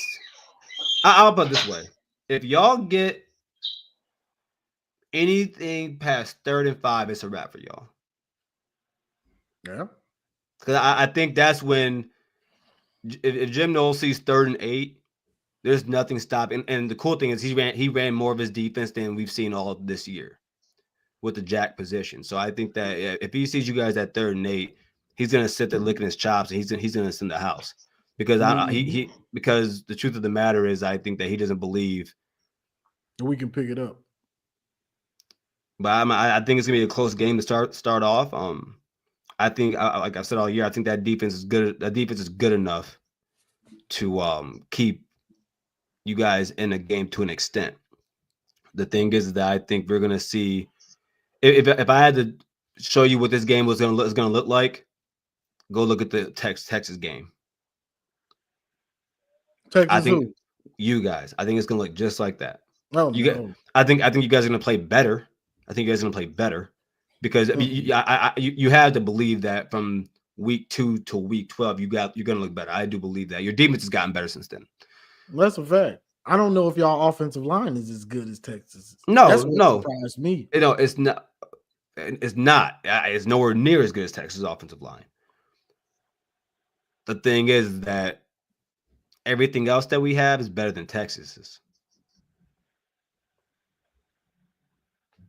I don't know. That's a Quinn toss Ewers up. is baller. Cor- I think. Well, I think you would take Will Howard over Quinn Ewers right now. No. I mean, I wouldn't. Hey, that 74 completion percentage don't lie. I mean, He throwing JJ numbers. I'm just saying. He got JJ numbers, actually better than JJ numbers. But I'm sorry. He's not as good as JJ. He's not as good as JJ. But I'm interested to see what this looks like. I'm interested to see what news comes out this week during it. Like I said, this is the most fun week of the year for me. Outside my Lord and Savior, my family, my closest friends, and my girlfriend, I don't know what I love more than Ohio State football. I don't know what I love more than this rivalry. So you're saying because Texas, Michigan, Sarkisian did a master class on Wink, right? Yes. So are you saying Chip is going to do a master class on Wink? Mm-hmm. Hey, can I throw something in there real quick? Wink shut Chip down in the NFL twice. He did. But the thing is, that's what we're about 7 years removed from that. And last time I checked, someone told Johnny some months ago about Wink Martindale. Dang. Well, Wink Martindale. Hold Johnny, on, Garrison. wait, Johnny, who was that guy that told you that Wink Martindale been fired from his last 2 jobs? Who was that? Chris Drew. So hold on. No, that was Garrison. He wasn't fired. Garrison said he wasn't fired. You know, he wasn't fired from Giants. They parted ways. There's a difference. That's a difference, Garrison. I remember like a few years ago when my ex-girl said we parted ways. I knew what happened. She broke up with me. So I feel you, dog. No. But the definition of parting ways and firing is I get what you mean. I get what you mean. Don't throw him no easy ones now, Narmore. You just threw him a lob. You know. He's still a Michigan. He's a Michigan fan, low key. So I don't know what to tell y'all. I'm not a fan. I just Garrison really a Michigan fan. Oh no. He got some go blue in his room. He's trying to fight it. The only Wolverine stuff I have, or I've had, because I threw them away, were these socks I had. Was because my co-host Bryce at his wedding made me wear Michigan socks. Hey, I bet you it's a video out there somewhere, like Bryce Underwood had with Garrison. Yeah. Where you taking your talent? Wait. What you mean? So in the commitment Underwood video, in his commitment video, they asked little Bryson 16. Where you going? And he said, "Yeah, I'm taking my talents to Michigan." Oh no! When I was a little kid, man, my first year playing football was 2002. What else happened that year? I've been sold ever since. So Maurice Claret sold me the gospel and Jim Tressel. He was a monster. So I give you that. Hey, as a freshman though. Yeah. He was a monster. So I'm just. Yeah, I'm really a monster now. That's playing. Oh, that's crazy.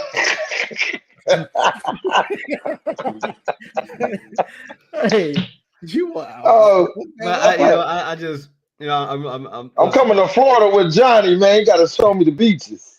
Yeah, man. I'm really, I'm interested to see how this week goes. Interested to see what news comes out. It's the hype of the week.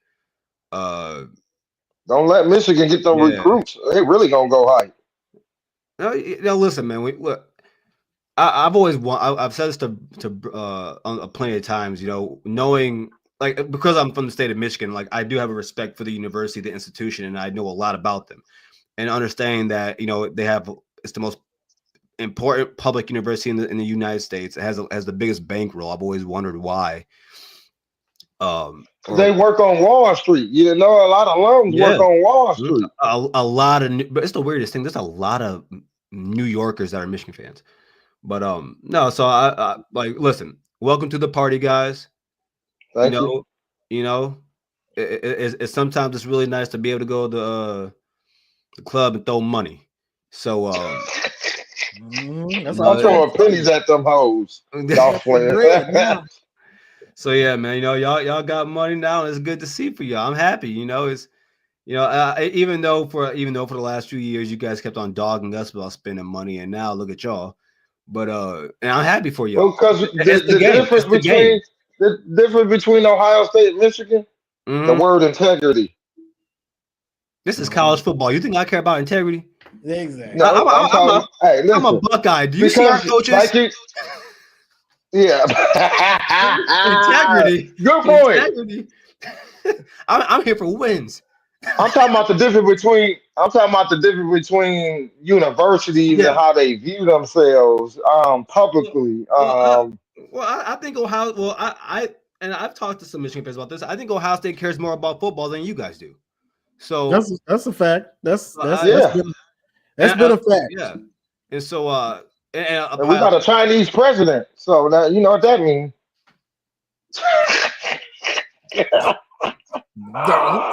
Don't.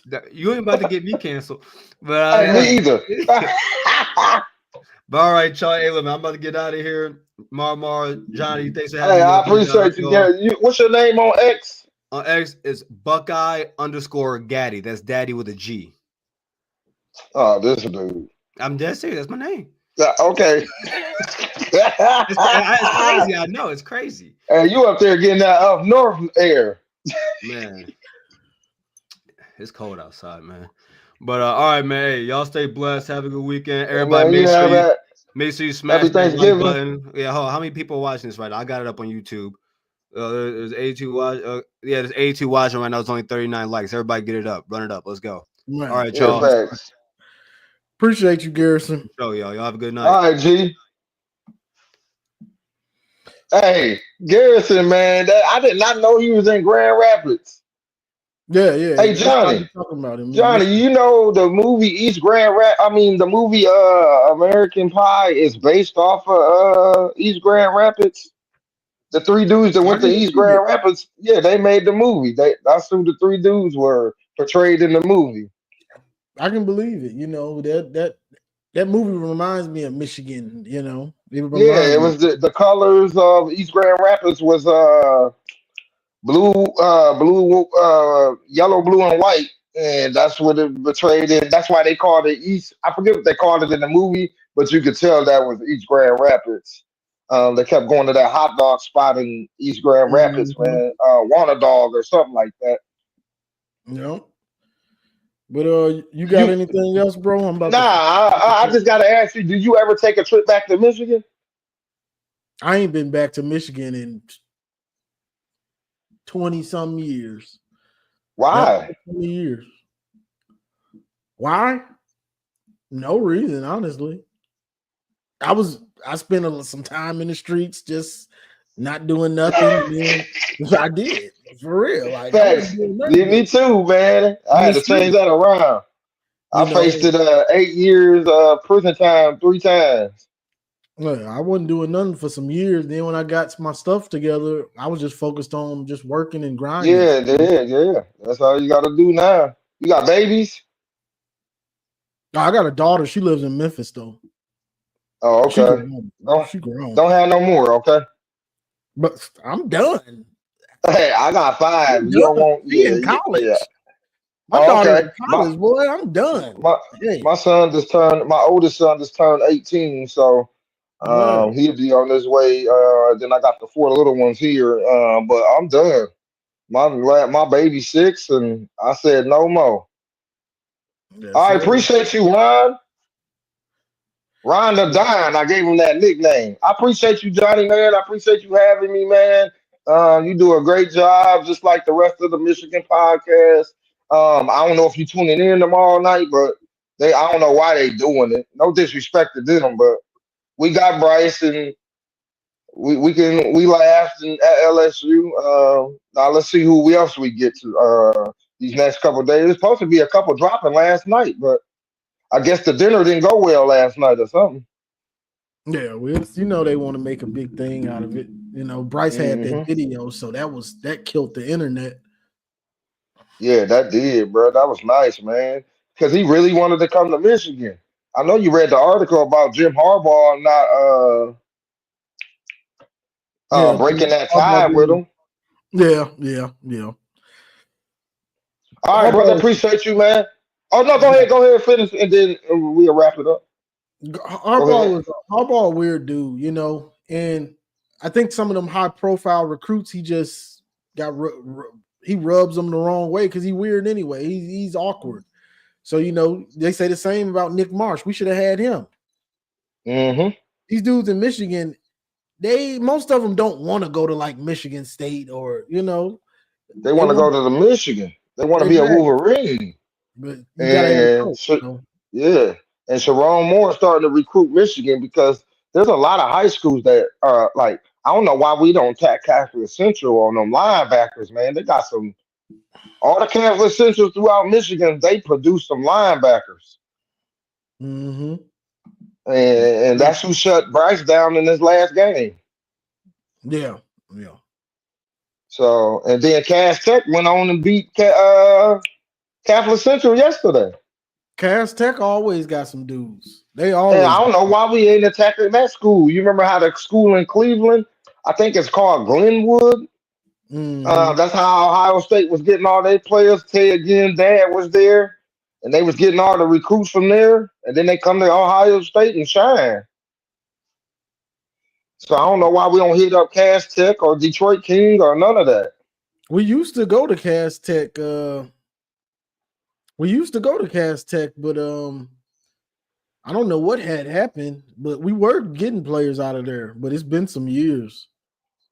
So I hope we do good, man. I hope we get attack like you said, fill in the gaps with the transfer portal. You ain't got to go, Glenville, and then let these kids. I don't know if you know how many kids are doing the early signing period. I mean, like early enrollee at the school this year, but I hope majority of the class is doing that. Yeah, I think a lot of those dudes will, especially the receivers. They want to come and get them play with Bryce. Get that practice in with them. So who you got Monday night? I don't even barely follow the NFL. Who playing on Monday night? The Chargers and the Ravens, and you know who them are. Okay. A Harbaugh, in my opinion, Harbaugh gonna win. I'm gonna go Chargers. I'm gonna go to Chargers. Yeah, me too, man. We gotta represent. I just think Jim gonna finally get over the hump. Yeah. It's his time. I wouldn't be surprised if they, you just got to make it to the playoffs. Yeah. And if they make it to the playoffs, it's going to be another run like he did with Michigan. And I keep telling people it might be the Chargers and Detroit Lions. The Detroit Lions 10-1, man. I have never imagined that in my lifetime. I ain't never seen the Lions go 10-1. Yeah, the Lions is tough. They were in Indy. I wanted to go to the game, but I got the kids. But they won 24-6. I mean, they held the coach to 6 points. That's 2 games in a row that they held a team to 6 points. And they don't even got their best defense people. Arnold was out today too. Mm-hmm. But all right, bro. I'm tired now. All right, man, go get you a nap in, brother. I appreciate you, man. It's all love. I don't know when you're gonna do your next show, but if I don't see you then, happy Thanksgiving. Get all the sweet potato pie you can. No Yes, pumpkin. sir. Happy Thanksgiving to you too, bro. Yeah, I appreciate you, brother. God bless. Yes, sir. I am fatigued from these lives, boy. They are what you call it? Hey, these are draining. These are draining. Let me read these super chats and then get on out of here. Ron Tarver, if you in here, I'm going to address Ron Tarver. Appreciate the $4.99 super chat. He said, I tried to tell Johnny we got to put the heat on Warren, and he cussed me out.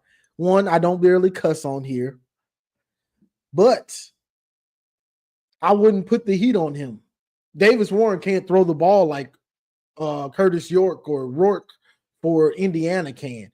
And our scheme isn't as good as this. So I wouldn't blitz Michigan. I mean, you can, and you'll probably still win. I just wouldn't. I wouldn't give Michigan the opportunity for big plays, which blitzing can give you. You know, that's just me, though. Appreciate the $4.99 super chat. Readings by Dom. Much gratitude, Johnny and Marcus. Please hit the like button. Yes, sir. Johnny, I told you I don't smoke, but I appreciate the $1.99 super chat. And 23 Tails, appreciate the $5 super chat. J.O. said it best. 2 championships in 30 years for OSU, 2 in the last 30 for Michigan. Who y'all think y'all are? Bama with top 5 classes for OSU. And that's why like Maniac gets on them, because you can't – y'all have the bravado like y'all win the championship like Bama was, basically. Almost every 2 or 3 years, you're guaranteed a championship pretty much. You know, and it just hasn't went that way for y'all. OSU, they're in the hunt, but they find a way to lose it. Or there were also years where the Big Ten was down so much that OSU, with their good recruiting classes, they just ran through the Big Ten because Michigan was down. Penn State wasn't quite there yet. So OSU could just run through the Big Ten thinking they're really that good, and then they get to the playoff or they get to the national championship and they get their doors blown off because they weren't as good as they thought they were, because they weren't as tested in the Big Ten at the time. You get what I'm saying? So that's part of it too. I could elaborate some more, but I'm fatigued. So I appreciate y'all joining. Check out the merch. I'm telling y'all to check out the merch. I'm putting some dope merch. I told y'all I was waiting to put some dope merch out. And if I do say so myself, the merch is dope. It is. So I need y'all to check out the merch. I'm telling you, it's dope. Check out the merch. So the link is in the chat for that. Also, if you didn't see it, it's in my it's in the bio on my main YouTube home screen or page. So check out that stuff. I'm gonna keep adding stuff, more merch in there, different things that I think look good and are dope, you know. So check it out. But like, share, subscribe, and as always, go blue. It's great to be a Michigan Wolverine. It's great to be